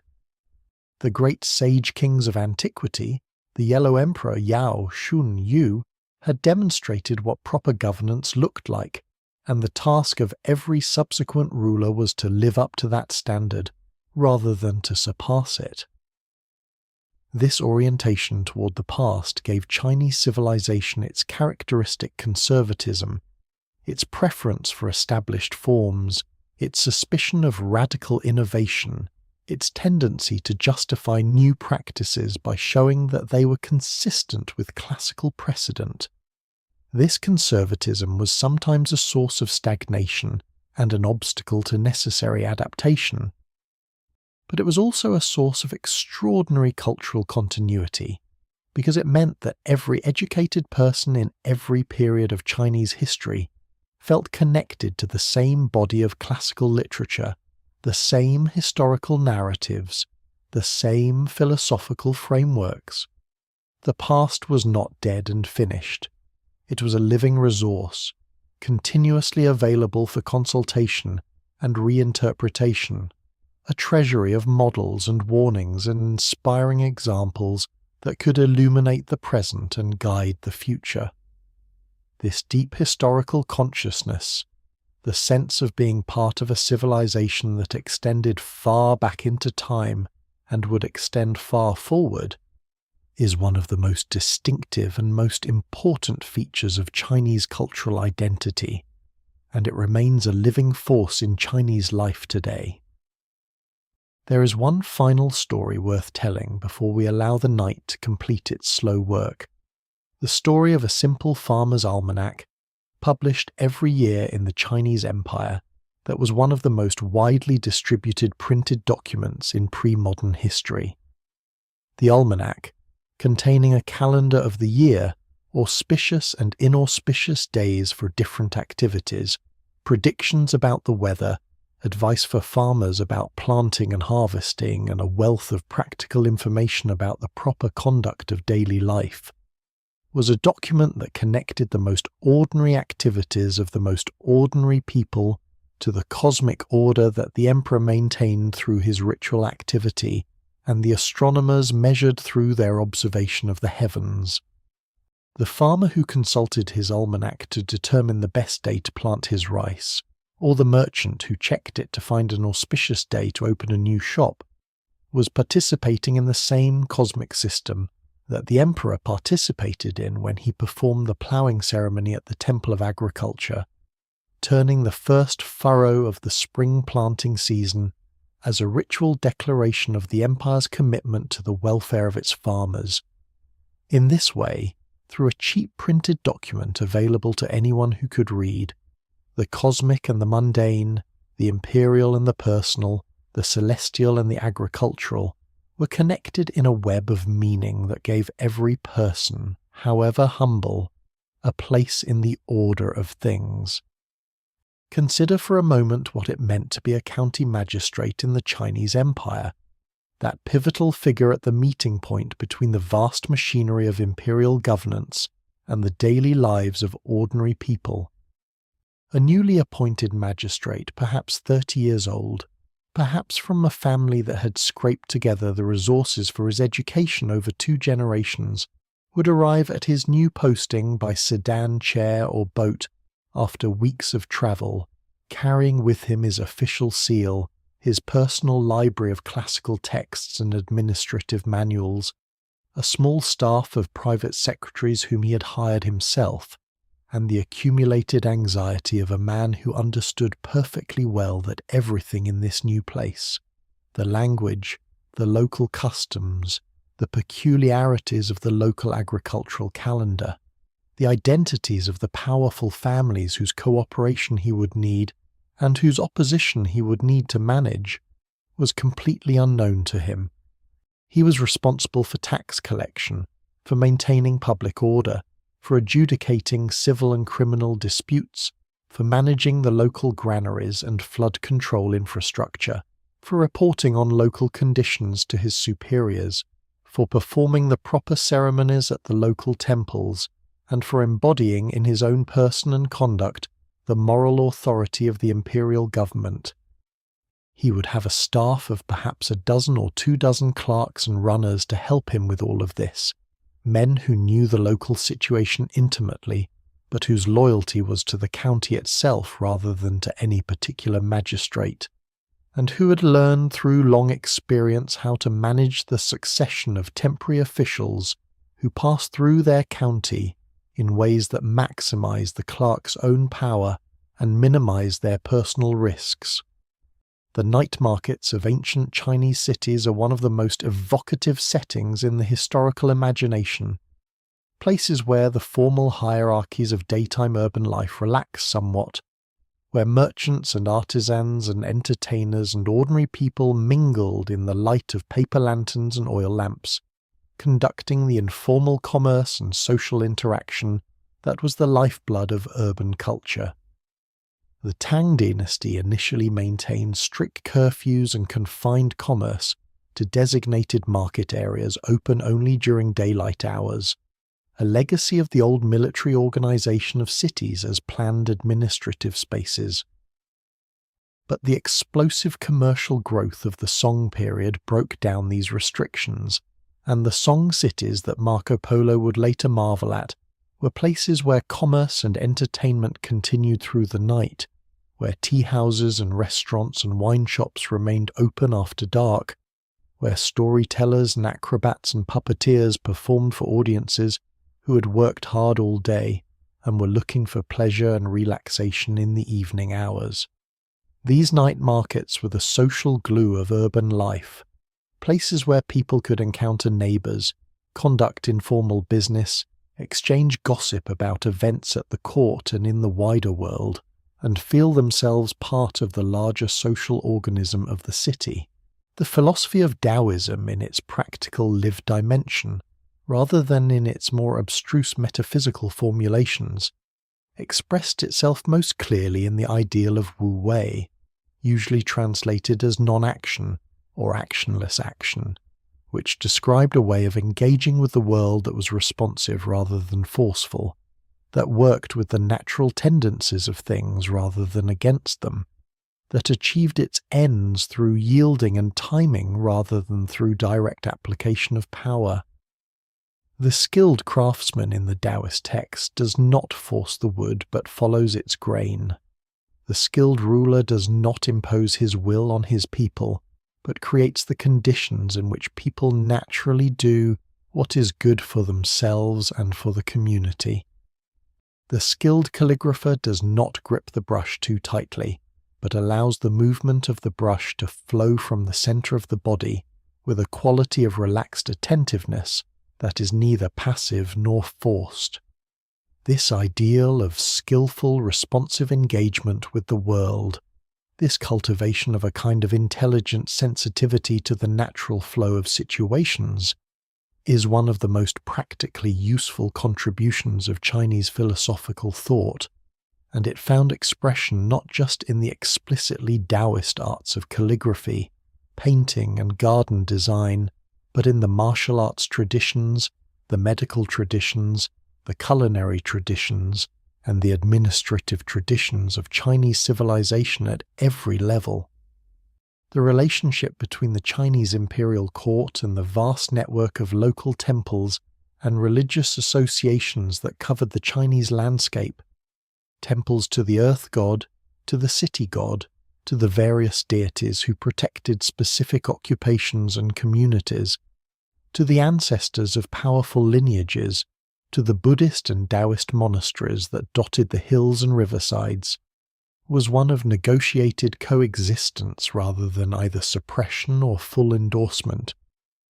The imperial government maintained a register of officially approved cults and deities, periodically granting honorific titles to popular deities who had demonstrated their effectiveness through the reports of local officials, a process that effectively incorporated local religious life into the imperial framework by acknowledging the sovereignty of popular religious practice while simultaneously asserting the state's authority to regulate and legitimate it. This system was not always successful. Heterodox religious movements that challenged the imperial order, like the Yellow Turban Rebellion of the late Han or the White Lotus Society movements of the Ming and Qing, were suppressed with great severity. But for the vast majority of Chinese people, the local religious life of their village or city was one of the most important contexts in which they understood themselves as members of a community with shared values, shared obligations, and shared sources of meaning and consolation. The way in which ordinary Chinese families transmitted their values and their cultural identity across generations, through the daily practices of family life, through the stories told around the evening meal, through the rituals of the lunar calendar, through the example of parents and grandparents conducting themselves according to the norms the community valued, is perhaps the most fundamental mechanism of Chinese cultural continuity, more fundamental than the examination system or the imperial bureaucracy, or even the classical texts. A grandmother in a village in Hunan in the 15th century, illiterate but deeply versed in the oral traditions of her community, was transmitting to her grandchildren a cultural inheritance that connected them to something larger than themselves, to a lineage, to a community of practice, to a way of understanding the world and their place in it, in ways that no school curriculum or official policy could replicate. The cultural continuity of Chinese civilization was ultimately rooted not in institutions but in people, in the millions of ordinary people who passed on, in the most intimate contexts of family life, the values and practices and stories and ways of being in the world that constituted the living substance of the civilization. The medicinal gardens maintained by Chinese herbalists and physicians across the centuries, plots of carefully tended plants whose properties have been observed and documented over generations, were small-scale expressions of the same patient. Cumulative attention to the natural world that characterized Chinese scientific practice at its best. A physician in the Song dynasty might maintain a garden of several hundred different plant species, each grown from seed or cutting obtained from a network of colleagues and suppliers that extended across the empire, each labelled with a ceramic marker inscribed with the plant's name and its known medicinal properties, each harvested at the precise moment in its growth cycle when its active compounds were most concentrated. The knowledge embodied in this garden was not merely practical. It was the product of centuries of careful observation, of the kind of attention to the subtle variations in the appearance, smell, taste, and effect of plants that required generations of practitioners to accumulate. This knowledge was transmitted through texts, most importantly the great pharmacopoeias that were periodically compiled and revised under imperial auspices, but also through apprenticeship, through the direct transmission from teacher to student of the embodied skills of observation and judgment that no text could fully convey. The sound of the night in an ancient Chinese city, the periodic beating of the watchman's drum as he made his rounds through the streets, the distant barking of dogs, the cry of a vendor who had stayed late at his stall, the low conversation of neighbours sitting in their courtyards in the summer heat, the occasional sound of music from a house where a celebration was in progress, was a soundscape that would have been familiar across many centuries of Chinese urban history, because the basic rhythms of daily life in a pre-industrial city changed far more slowly than the political events that occupy most of the space in historical narratives. The farmers who brought their vegetables to market in the morning, the craftsmen who opened their workshops at dawn and closed them at dusk, the scholars who read by lamplight until late in the night, the monks who rose before dawn for their morning prayers, all of these people were living within rhythms that connected them to the people who had lived in the same city a century before, and the people who had lived there a century hence, giving the city and the civilization that contained it a quality of temporal depth that was itself a kind of comfort, a reminder that the present moment, with all its difficulties and uncertainties, was part of something much larger and much more enduring than any single human life could encompass. The Grand Canal, the extraordinary engineering achievement that linked the Yellow River and the Yangtze River through a network of artificially constructed waterways stretching from Hangzhou in the south to Beijing in the north, was perhaps the most consequential piece of infrastructure in Chinese history and one of the most remarkable civil engineering achievements in the history of the world. The canal's origins lay in the feudal states of the Zhou period,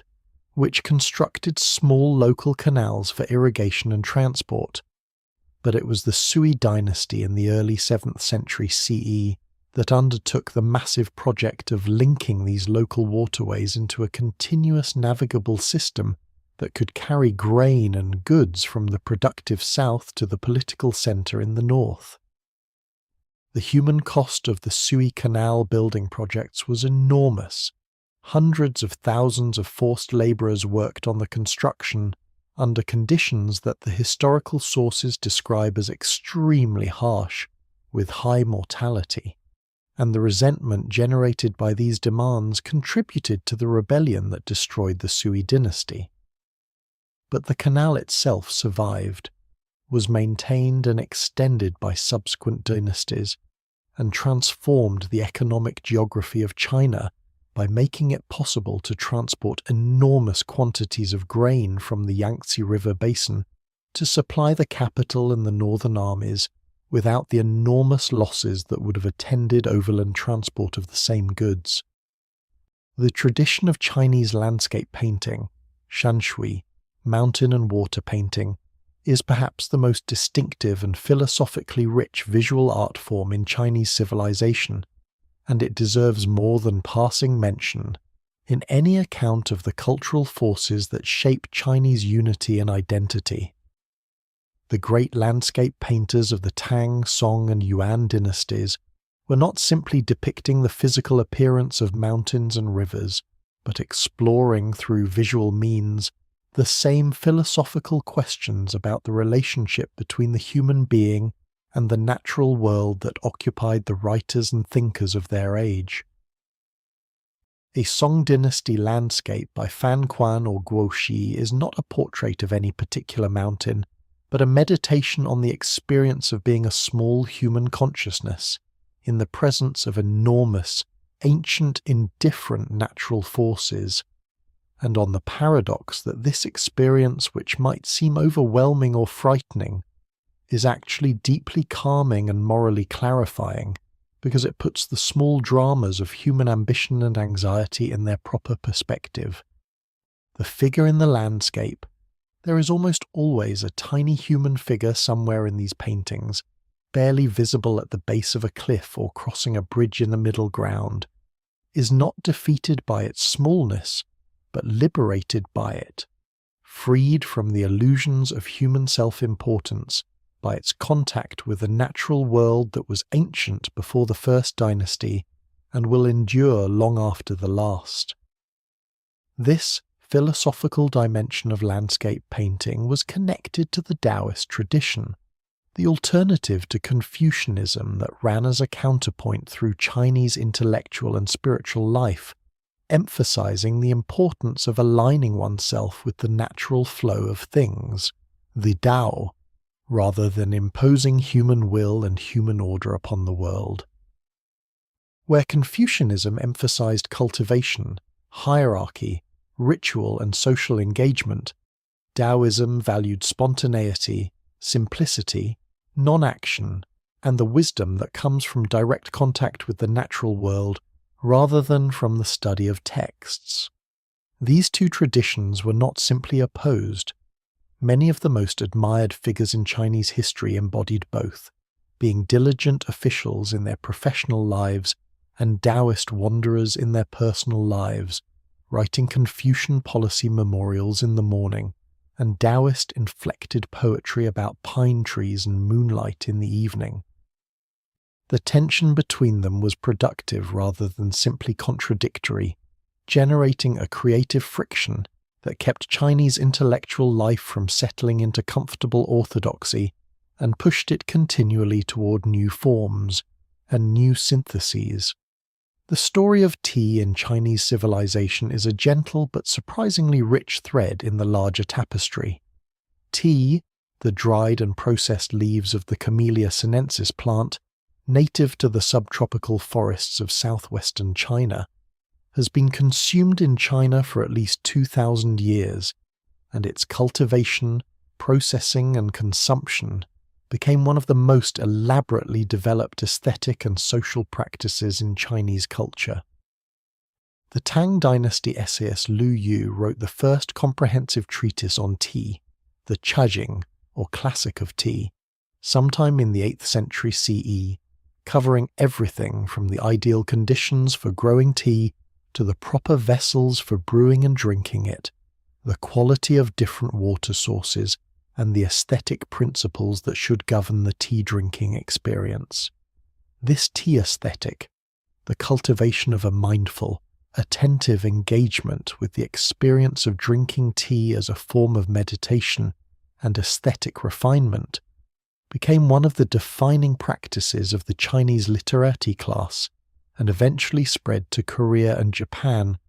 where it developed into the tea ceremony traditions that remain living practices today. There is a quality to ancient China's approach to the problems of civilization, to the questions of how large numbers of human beings can be organized into stable, productive, and culturally rich communities over long periods of time, that rewards careful attention even from the perspective of a very different world and a very different moment. This is not to say that ancient China offers simple lessons or ready-made solutions. It was a civilization with profound failures alongside its remarkable achievements, a civilization that enforced hierarchies of status, limited the opportunities of women and of those outside the educated elite, used forced labor on enormous scales, and sometimes responded to dissent with brutal repression. The long history of China includes episodes of suffering on scales that are difficult to comprehend. The great famines and floods, the wars of dynastic transition that killed millions, the persecutions of minority groups and religious movements that the state deemed threatening. These are not footnotes to the story. They are part of it, and any honest engagement with the legacy of ancient China must hold them alongside the achievements. And yet the achievements are real and remarkable. A civilization that maintained a recognizable cultural identity for more than 3,000 years, that created written literature, philosophical systems, scientific knowledge, and artistic traditions of enduring beauty across that entire span, has clearly found something or several things that worked. Some of these things are specific to Chinese conditions and probably cannot be transplanted to very different cultural contexts, but some of them address genuinely universal problems in ways that remain instructive.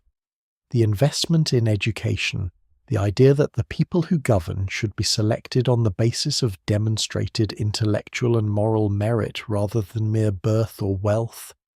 is an idea that remains compelling and contested in every political system in the world. The Chinese examination system was imperfect in its implementation, but the ideal behind it, that the ability to think carefully, to understand complex problems, to communicate clearly, and to act with moral integrity are genuine qualifications for public service, is one that no political culture has ever fully realized, and that every political culture continues to struggle toward. The Chinese experience suggests that the investment required to build such a system is enormous. It took centuries to develop and required the creation of an entire educational infrastructure, from local schools to the Imperial Academy, but that the payoff in the quality and stability of governance can be equally significant. The emphasis on continuity and the preservation and transmission of cultural heritage across generations is another area where the Chinese experience offers something worth considering. Chinese civilization survived periods of catastrophic disruption, in part because so much of what mattered, the texts, the values, the aesthetic sensibilities, the family practices, was encoded in forms that were relatively durable, and that individuals and communities felt a deep obligation to preserve and transmit. The Chinese scholar who copied out classical text by hand, or who memorized large portions of the literary canon, was not simply engaging in an intellectual exercise. He was acting as a link in a chain of transmission that stretched back to the distant past and forward to an imagined future, and the sense of responsibility involved in that role was a genuine motivating force. In a world where cultural heritage is increasingly fragile and increasingly threatened by digital obsolescence, by the acceleration of cultural change, by the devaluation of historical knowledge, the Chinese example of deep investment in cultural continuity has something to teach.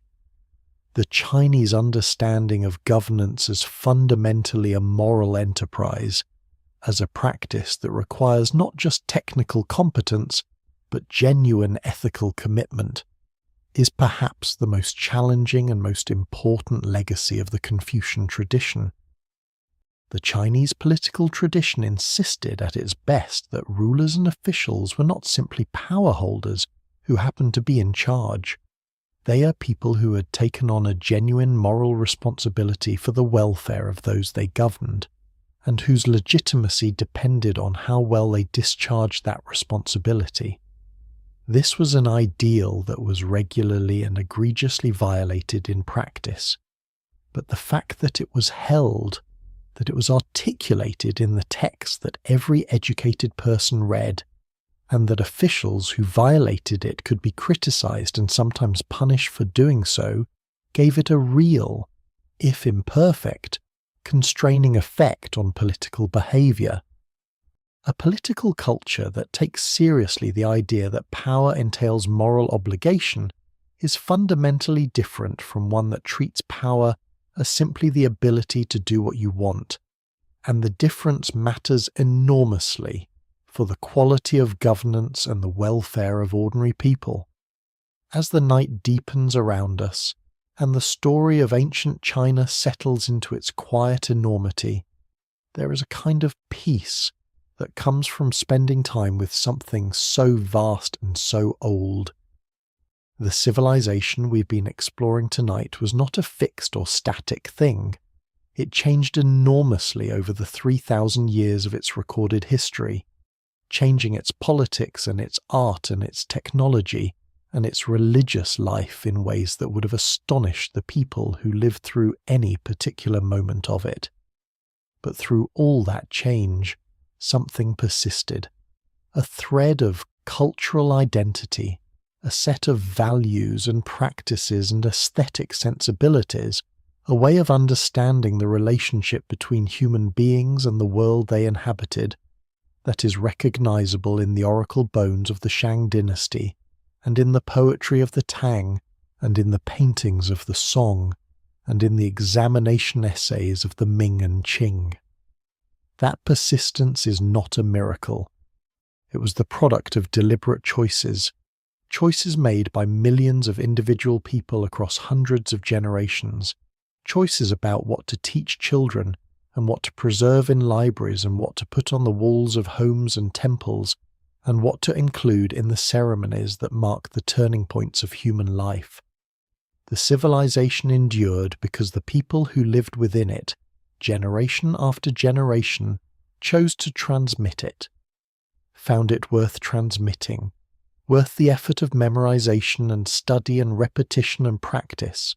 worth the sacrifice of time and energy that any genuine cultural inheritance requires. This is perhaps the most important thing to understand about how ancient China achieved its centuries of unity and lasting power. It was not achieved by force alone, not maintained by the threat of punishment or the power of armies, though force and armies played their parts.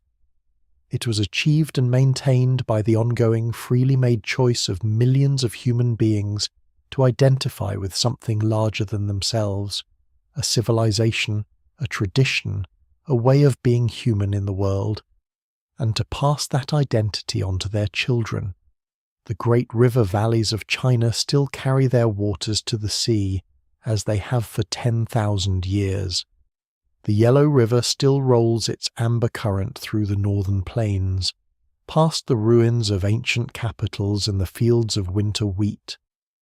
The Yangtze still flows broad and silver through the middle of the country, past the gorges whose cliffs are carved with inscriptions left by scholars who paused in their journeys to record what they saw and felt in the presence of such natural grandeur. The mountains are still there, the Qinling, the Taihang, the ranges of the south, still covered in their mists, still home to the pine trees and the bamboo groves that Chinese painters have been depicting for 1,000 years. And in the cities and villages of China today, people still celebrate the Lunar New Year with firecrackers and family gatherings, still drink tea with the attention that Lu Yu recommended, still read the Tang poets in school, still give their children names that carry within them the weight of classical meaning, still feel the gravitational pull of a civilization that is older than almost anything else in the living world. There is something deeply comforting about this continuity, something that speaks to a universal human need to be part of something larger and more enduring than the single brief life we each are given. We are all, in our own ways, trying to do what the Chinese civilization managed to do across its extraordinary span, to find the thread that connects us to what came before and what will come after, to pass on what matters, to build something that will last.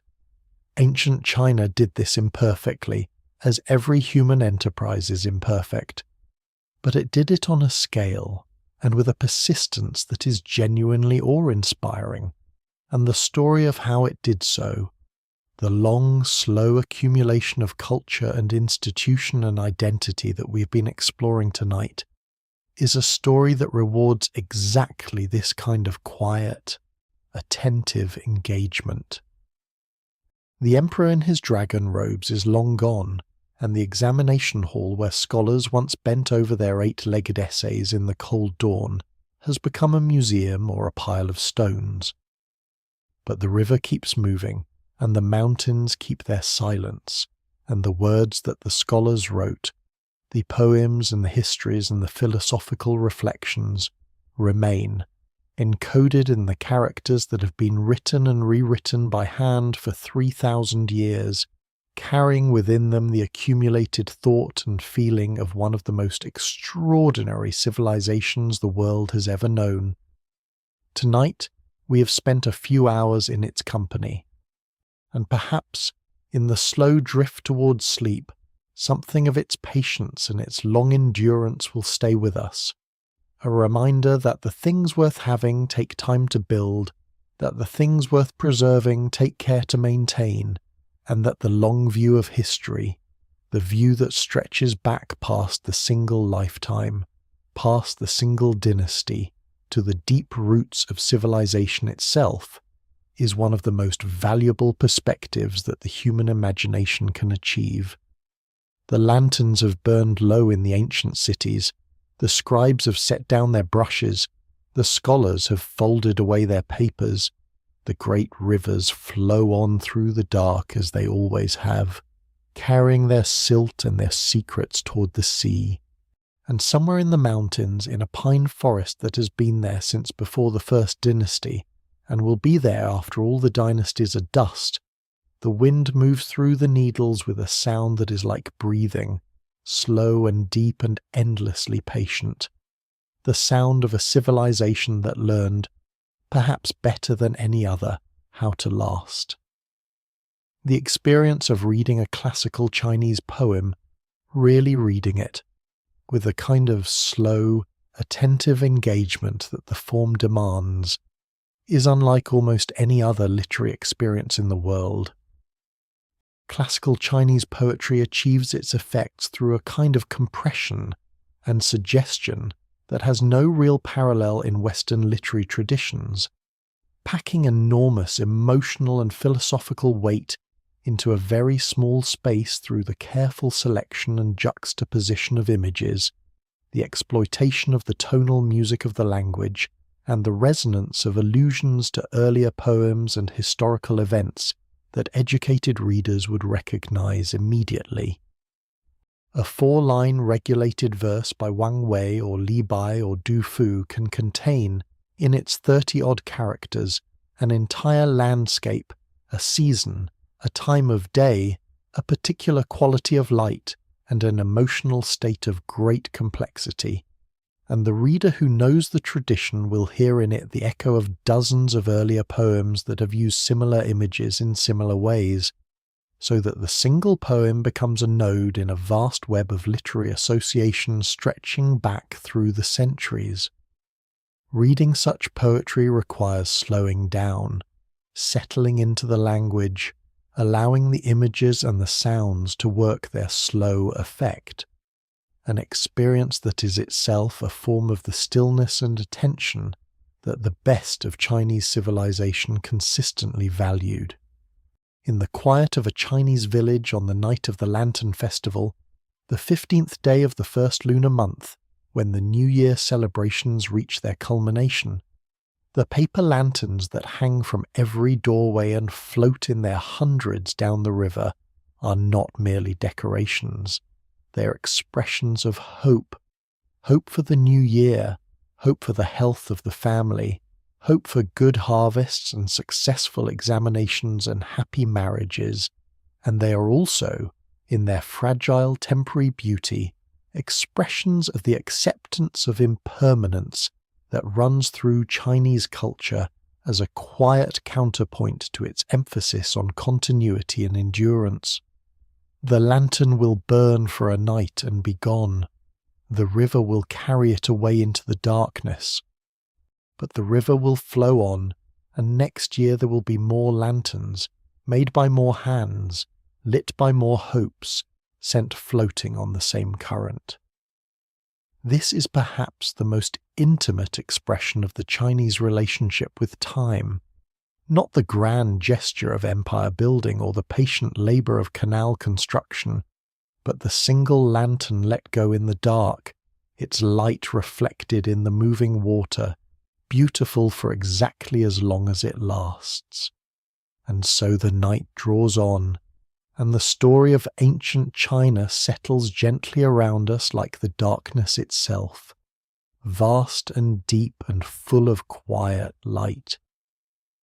We have travelled through the oracle bones and the bronze vessels of the Shang, through the philosophical ferment of the warring states, through the unification campaigns of the first emperor and the cultural efflorescence of the Han. We have walked the Silk Road with the merchants of Sogdia, and listened to the poetry of the Tang in the tea-houses of Chang'an. We have followed the brush of the song painters across the misty mountains, and the pens of the song administrators across their policy debates. We have crossed the Mongolian steppe with the armies of Kublai Khan, and sailed the Indian Ocean with the treasure ships of Zheng He. We have sat in the examination halls with the scholars who devoted their lives to mastering the classical tradition, and we have walked the village paths with the farmers and craftsmen and merchants who fed and clothed and supplied the civilization from the bottom up. Through all of this, through the triumphs and the catastrophes, the periods of brilliant unity and the periods of painful fragmentation, one thing persisted: the sense that China was a single thing, a civilization with a continuous identity and a continuous purpose, whose long story was worth telling and worth knowing and worth carrying forward into whatever future the river of time was flowing toward.